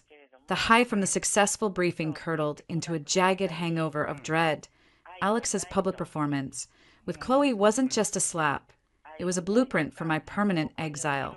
The baseless rumored line was the final brick in the wall meant to seal me in. He wasn't just hiding me anymore. He was denying I ever existed in that space at all. Meanwhile, the audit David Sterling had triggered was a silent spreading virus in Ether's corporate bloodstream. You could feel it in the hushed conversations that died when you walked by. I and the sudden intense focus from the legal and finance teams. I and the extra layer of frost on Alex's already arctic demeanor. He moved through the office like a caged panther, beautiful and dangerous, his smiles tighter, his orders sharper. Marcus and I communicated only through dead drops and encrypted channels now. Paranoia was a new, constant companion. Marcus, via secure mesh network, the audit team landed this morning Point 4 suits from Sterling Ventures, led by a pit bull named Gretchen Walsh. They've set up in the 20th floor conference room that they've already subpoenaed all Alpha Venture Fund records from the last 36 months. Me, responding from an air-gapped terminal in the Mountain View lab. How's Alex handling it? Marcus, like a man trying to defuse a bomb with a sledgehammer, that he's called an all-leadership meeting for 5 p.m. today. Mandatory. Feels like a preemptive strike. I knew I had to be there. The awkward genius that couldn't miss a mandatory leadership meeting, that I left the sanctity of the lab to the hum of the forge a comforting echo in my mind, and drove back to a headquarters that felt more like occupied territory with every visit. The leadership conference room was all glass, cold light, and tense silence. The usual VPs and directors were there, but the energy was funereal. Alex stood at the head of the table, his back to the spectacular city view. He didn't look like a visionary today. He looked like a general preparing for a siege. You've all noticed our guests from Sterling Ventures. He began, his voice clipped, devoid of its usual persuasive warmth. This is a routine due diligence audit, formality ahead of the IPO. They will be asking questions. They will be requesting documents. You will comply. Fully, transparently, and promptly. Bill from finance cleared his throat. Alex, that they're asking for things beyond the AVF. They're looking at all discretionary capital allocations over a certain threshold, all intersubsidiary loans. It's invasive. It's their prerogate as our primary pre-IPO investor. Alex said a muscle ticking in his jaw. Our job is to demonstrate that Ether is not just innovative, but impeccably governed. That means open books and clear answers. Do not be creative, do not be helpful beyond what is asked. Just give them the data. Understood. A murmur of assent went around the table. IT sounded more like fear than agreement. Olivia, Alex's voice cut through the murmur, singling me out. All eyes turned to me. Project Aries. They will likely ask about budget, timelines, ROI projections. You will refer all financial inquiries directly to Bill's team. Your focus is the tech. IS the core simulation package complete. He was drawing a box around me, a safe. Technical box. The final simulation is complete and validated, I said, keeping my tone flat. Reporting. The data is compelling that we've exceeded all target benchmarks. A flicker of relief in his eyes quickly masked. Good. Keep it that way. Aries is our spearhead. Nothing can be allowed to slow its progress or cloud its potential. His gaze swept the room, a clear warning. This audit is a distraction. Our mission is not dismissed. As people filed out, Alex's voice stopped me. Olivia did a word. I stayed behind the glass walls, feeling suddenly transparent and fragile. He waited until the last person left and the door hissed shut. The audit changes nothing for you, he stated, not a reassurance, a command. Your work is sacrosanct. The Mountain View lab is your domain. Stay in it. They're looking at everything. Alex, I said, playing my part, the concerned scientist worried about her project. What if they question the lab's funding? The compute hours are a massive line item. Let me worry about the line items. He snapped, then reined himself in. Your only concern is Aries. Its success is your only protection. You understand that? The subtext was as clear as the glass surrounding us. My success is tied to yours if I go down for the Neuralink gamble, to the project that justifies all that spending. Your project better be a home run. You are my human shield. I understand, I said, lowering my eyes. Good. He turned to look out the window. There's a meeting in Zurich next week. Critical investor talks for the Series B round were leading for Neuralink. He said it casually did a test. I didn't flinch. Sounds important, Dot. I'll hold down the fort here. He glanced back at me, searching for any sign of recognition, of knowledge. I kept my face a bland mask of focus. After a moment, he seemed satisfied. See that you do. The trap was closing, Dot, but on whom? I had the evidence of the fraud, but it was still circumstantial. I needed Alex to make a mistake. Tio moved the money. Tio communicate in order. The audit was the pressure that I needed to turn it up. That night, Dot, from a different library, terminal, Dot, I sent a second email to Gretchen.Walsh@sterlingventures.com from ether.truth@protomail.com. Subject: Follow up on capital flows. Ms. Walsh, your audit of the Alpha Venture Fund is prudent. For a complete picture, you may wish to scrutinize not just the destination, Palace Holdings, but the authorized signatory patterns on the originating transfers. Also, cross-reference any corporate travel to Zurich in the past 18 months with wire transfer dates. The trail is deliberate, but not invisible. A friend to auditors. I was playing a dangerous game. Pitting father against son, auditor against CO.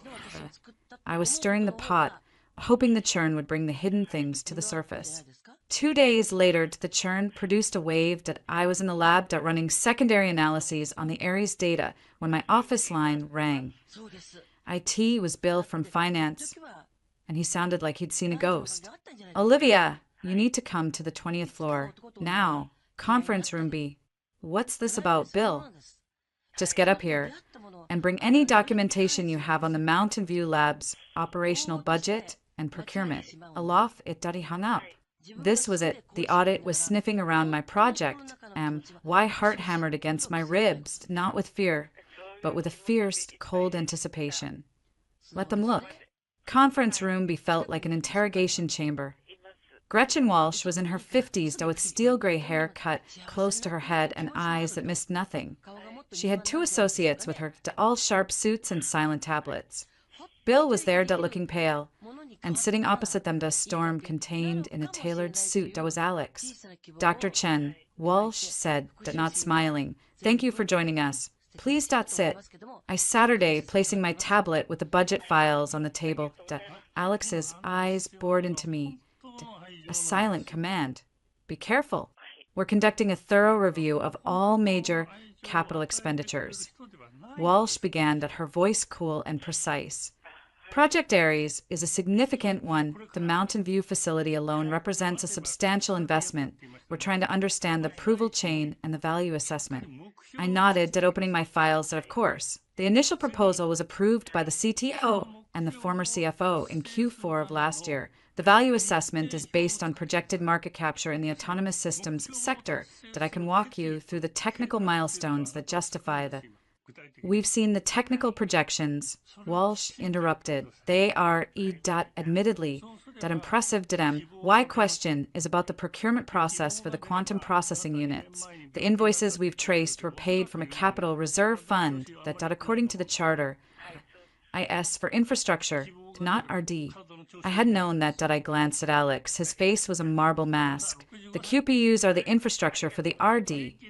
I said carefully. The line can be blurry. Indeed, Walsh didn't blink. And who authorized the cross-utilization of that fund?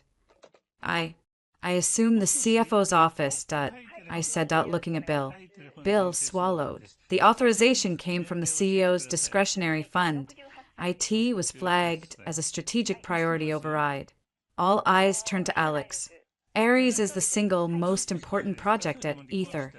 Alex said, his voice dangerously calm. That I have the authority to allocate resources to secure its success. The board was informed of the strategic shift. Informed in a quarterly summary bullet point, Mr. Sterling did not ask for approval. Walsh countered, consulting her tablet, and this strategic priority seems to have a pattern.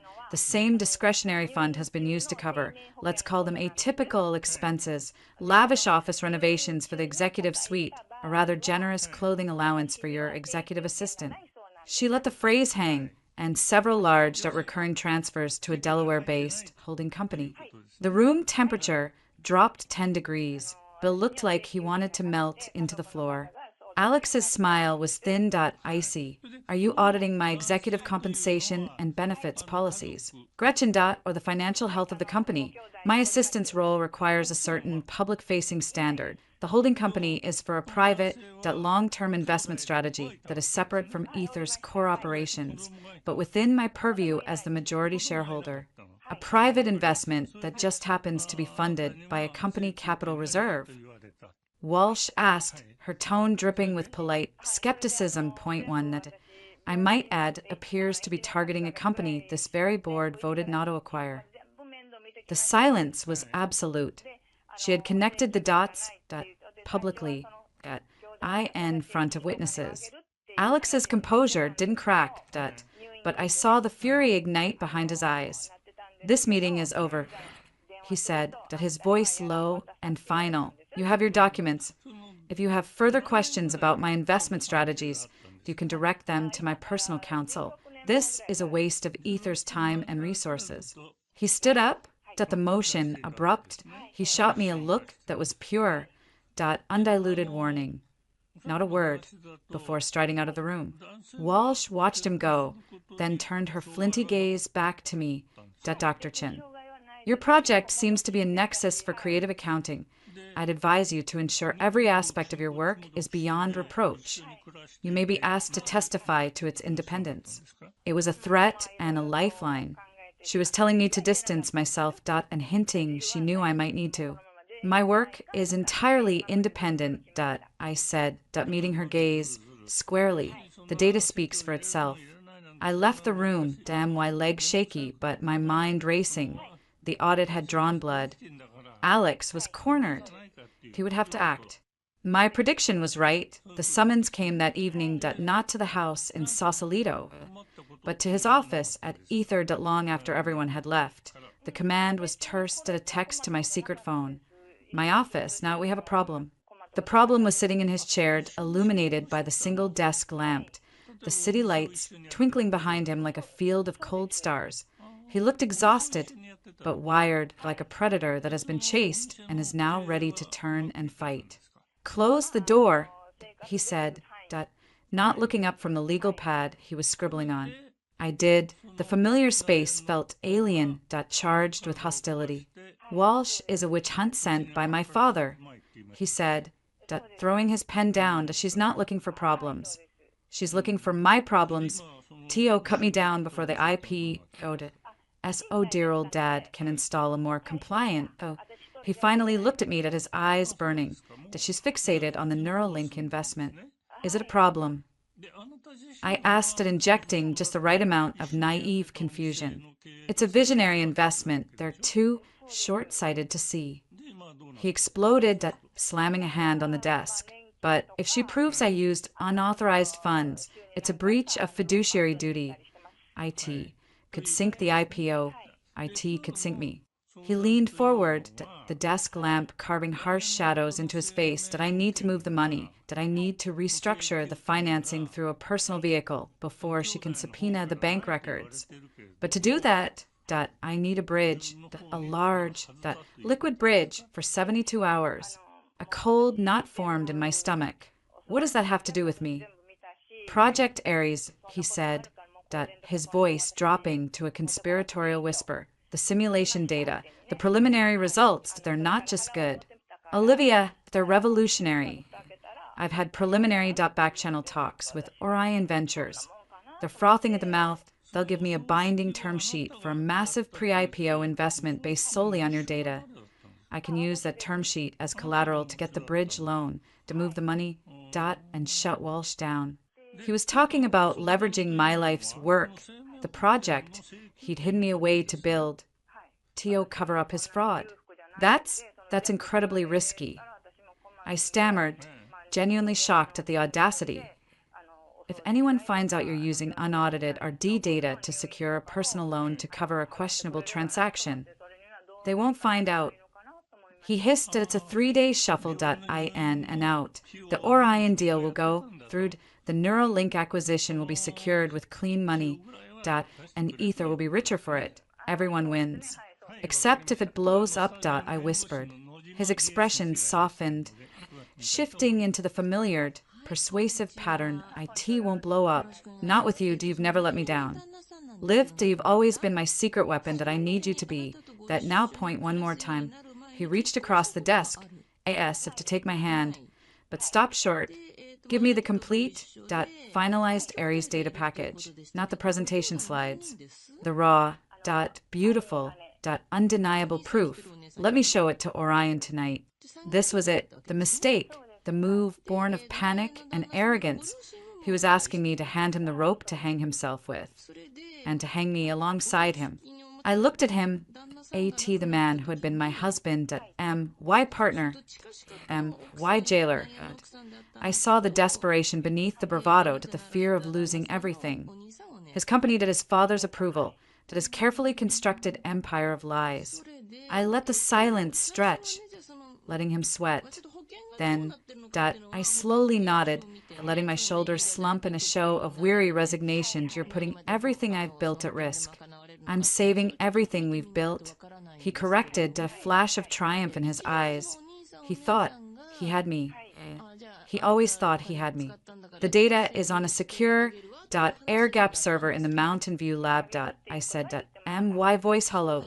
I'll need to be there to authorize the transfer and package it. There are proprietary locks. Fine, do owe it. Now that he was already pulling out his phone, presumably to text his contact at Orion. Send it to this secure drop. He scribbled an address on a piece of paper and slid it across the desk. I took the paper. IT was the final piece of physical evidence. Him directing me to move proprietary data for an unauthorized purpose. Alex, I said, standing up, the paper clutched in my hand.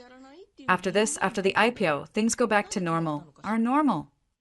He looked up, and for a fleeting second, I saw something like regret, or maybe just the ghost of the man I'd loved, a new normal. He said, not unkindly, a better one, I promise. It was the emptiest promise he'd ever made.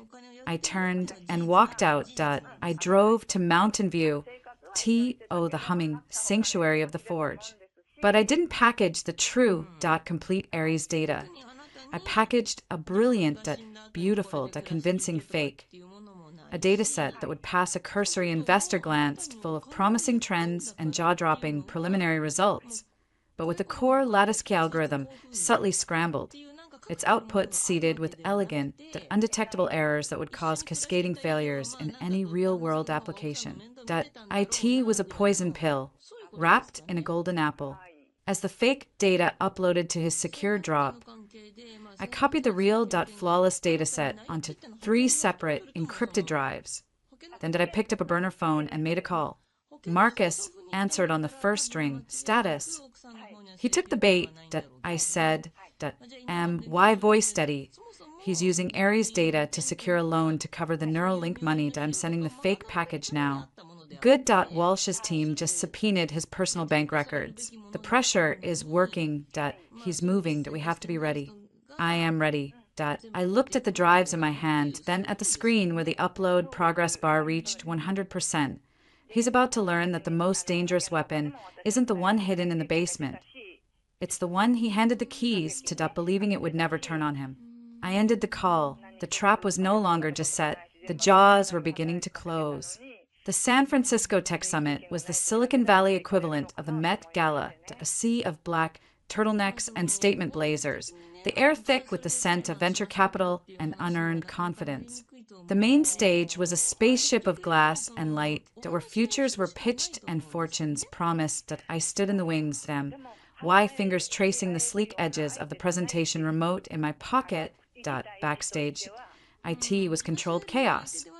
Producers with headsets and nervous founders muttering their pitches, the low thrum of a bass line from the keynote hall. I wore a simple, tailored black pantsuit. Not a costume, not a uniform, armor. And why hair was pulled back, why makeup minimal. I was not here to be seen, I was here to be heard. Marcus found me, a silent pillar of calm in the storm. Nervous. He asked, his voice low, only that he won't take the stage. I murmured, why eyes scanning the VIP entrance. He'll take it. His ego is the one thing we can always count on. He was right. Alexander Sterling arrived not with the ether entourage, but with Chloe on his arm.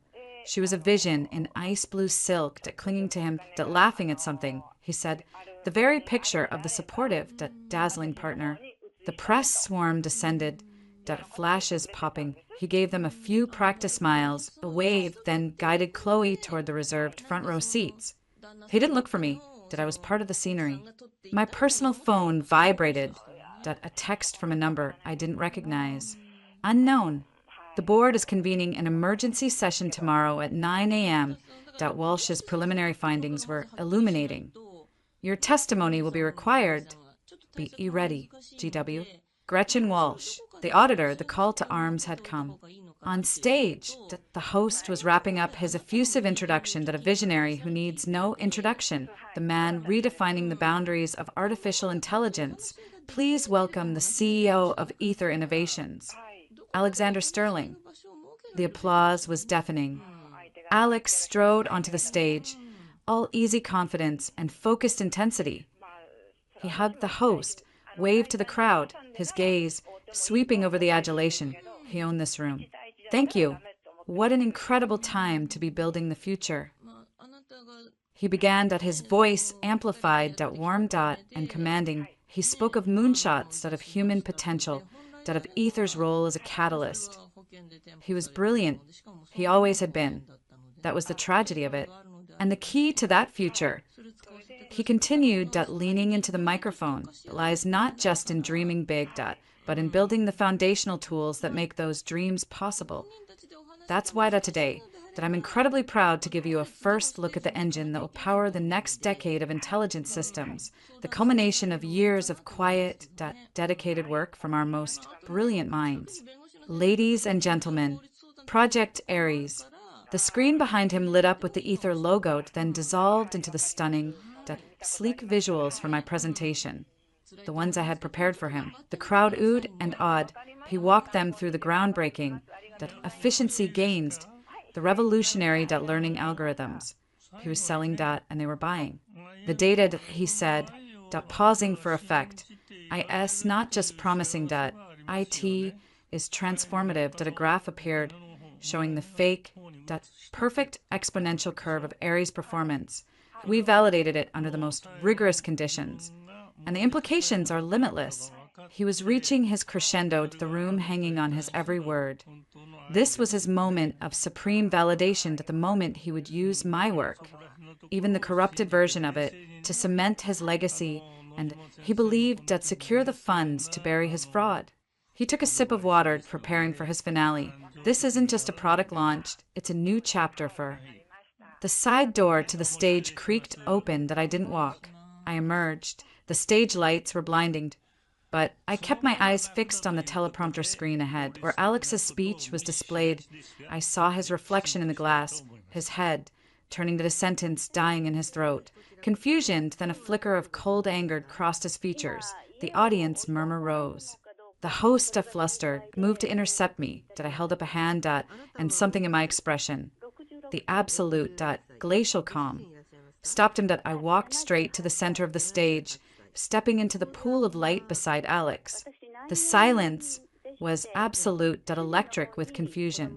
I took the spare microphone from its stand. The click as I turned it on echoed in the hushed hall. Thank you, Alex, for that inspiring introduction to the work, I said, my voice clear and steady, amplified to the rafters. I turned to face the crowd, feeling the heat of 1,000 stares. My name is Dr. Olivia Chin. I am the lead architect and principal researcher of Project Ares. A wave of whispers. Who is that? I thought Sterling built it. Out of the corner of my eye, I saw Alex take a half step toward me, a forced smile plastered on his face.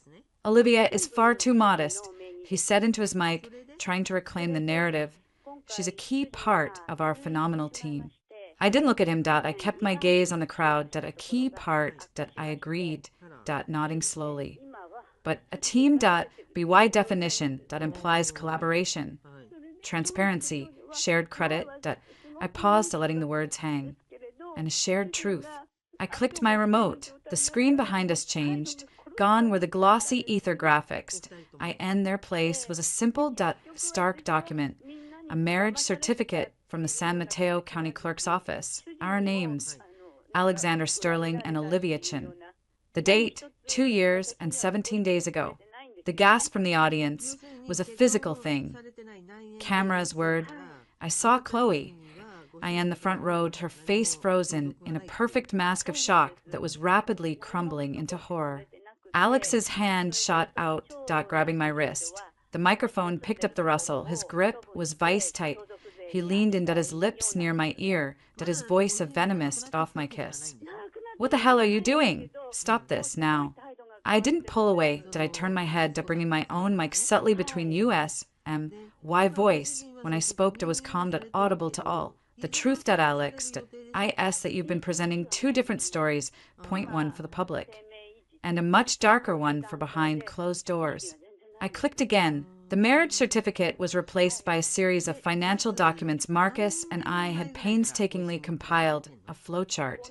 Ether Funds, Alpha Venture Fund, Palace Holdings D, Valkyrie Capital, Zurich, Neuralink Dynamics, key transfers highlighted in red. Next to it, the board memo vetoing any investment in Neuralink. The murmurs turned into a roar. I saw Gretchen Walsh sitting beside a stony-faced David Sterling give a slight, grim nod. While you were championing Ares as the future of Ether, I said, the MY voice rising above the din, you were secretly, and against explicit board directive, diverting company capital to finance a hostile takeover of Neuralink Dynamics. You used Project Ares, my work, as a smokescreen for the financial irregularities, and you used a fabricated public relationship. MY gaze flicked to Chloe, who had gone white, T.O. obscure, a private one you deemed inconvenient to your father and your investors. Alex was staring at the screen, his face ashen.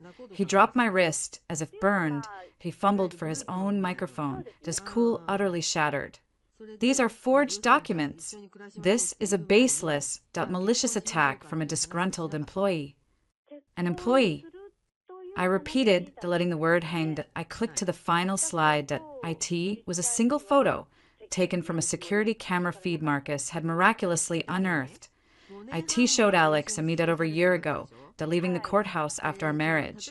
Our hands were clasped, and my head was leaning on his shoulder. IT was grainy, but unmistakably us, unmistakably real. The crowd was in an uproar, shouts from journalists. The flash of cameras was a continuous strobe. I am not a disgruntled employee. Alex, I am your wife, I said, the words ringing with a finality that cut through the noise. And for 2 years, you asked me to hide in the shadows so you could build a public persona with another woman. You asked me to silence my work, why voice, and why very existence for the sake of your narrative. You used my genius to fund your deception and your fraud. He was speechless, utterly exposed, his mouth opening and closing soundlessly.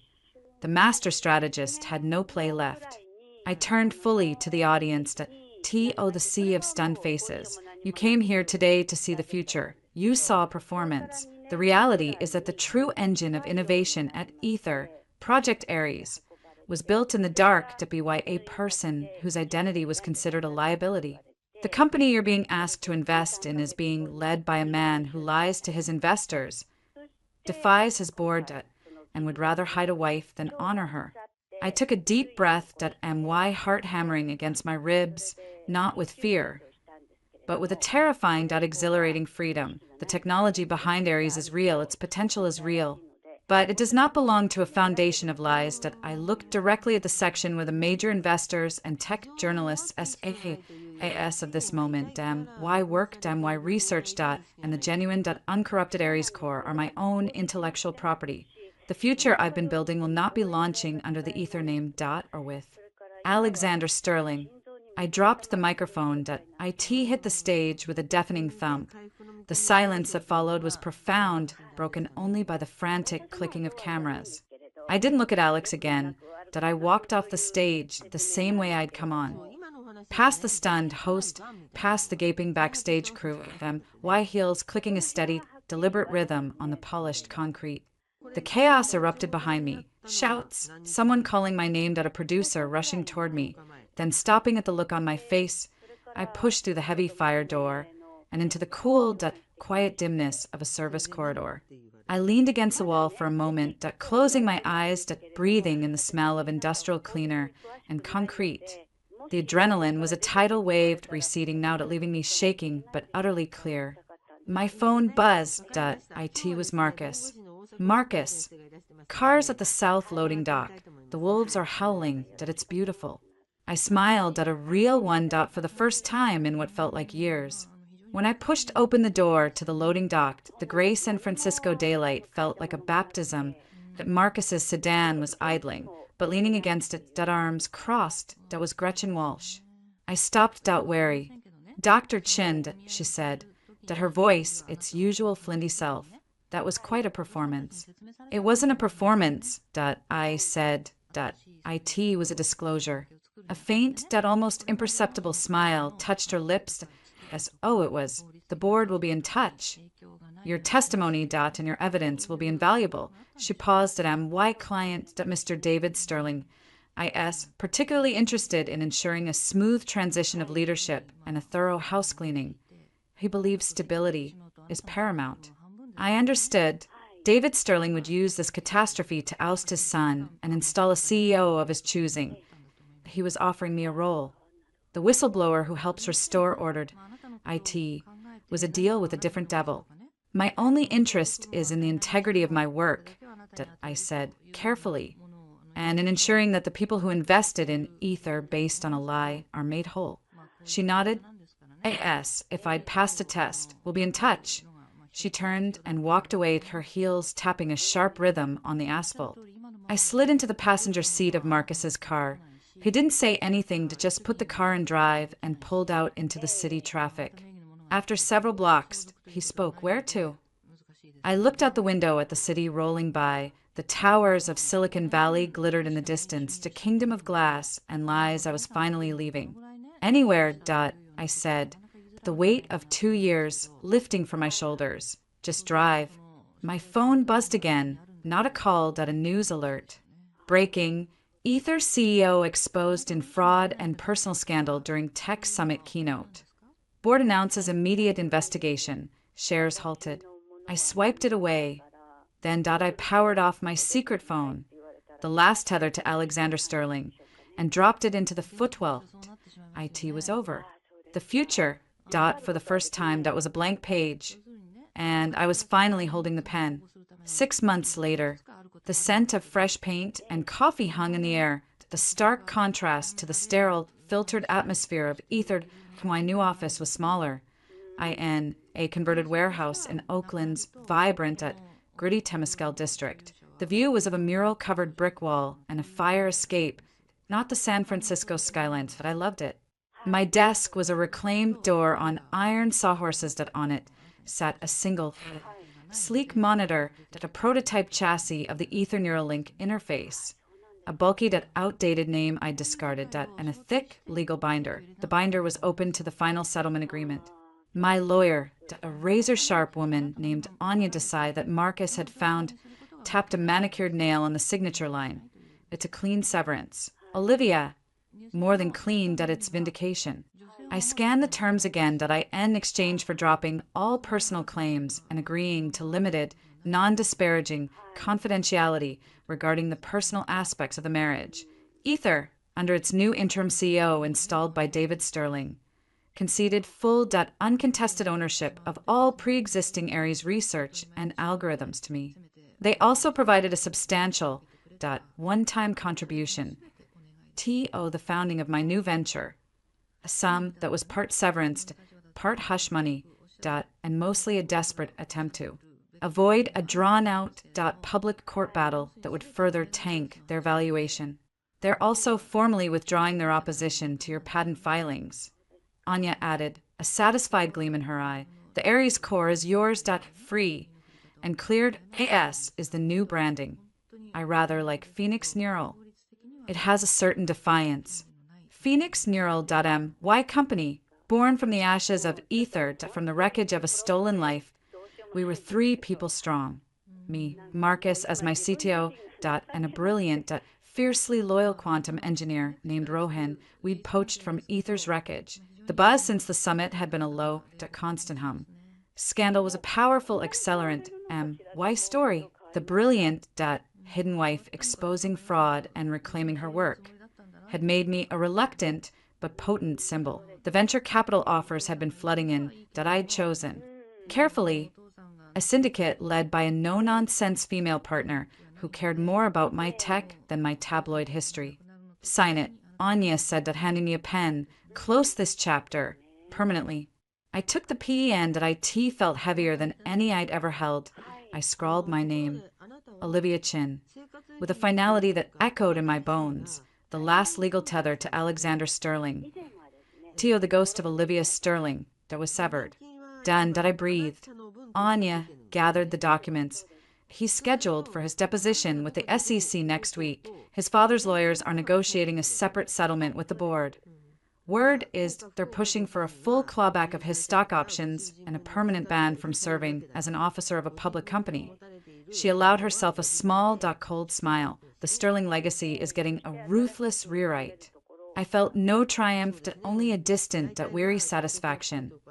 Alex wasn't my concern anymore. He was a problem for lawyers and regulators. The story in the tech press had moved on from the salacious secret wife angle to the deeper corporate governance scandal. The narrative was now about fiduciary failure and board oversight. Chloe had given a tearful interview to a celebrity website, portraying herself as a misled victim of Alex's complex personal life. She'd gotten a book deal out of it. My intercom buzzed. Olivia, your 11 o'clock is here. IT was Rohan, doubling as our receptionist. Send him in. The door opened out and Marcus entered holding 2 cups of coffee.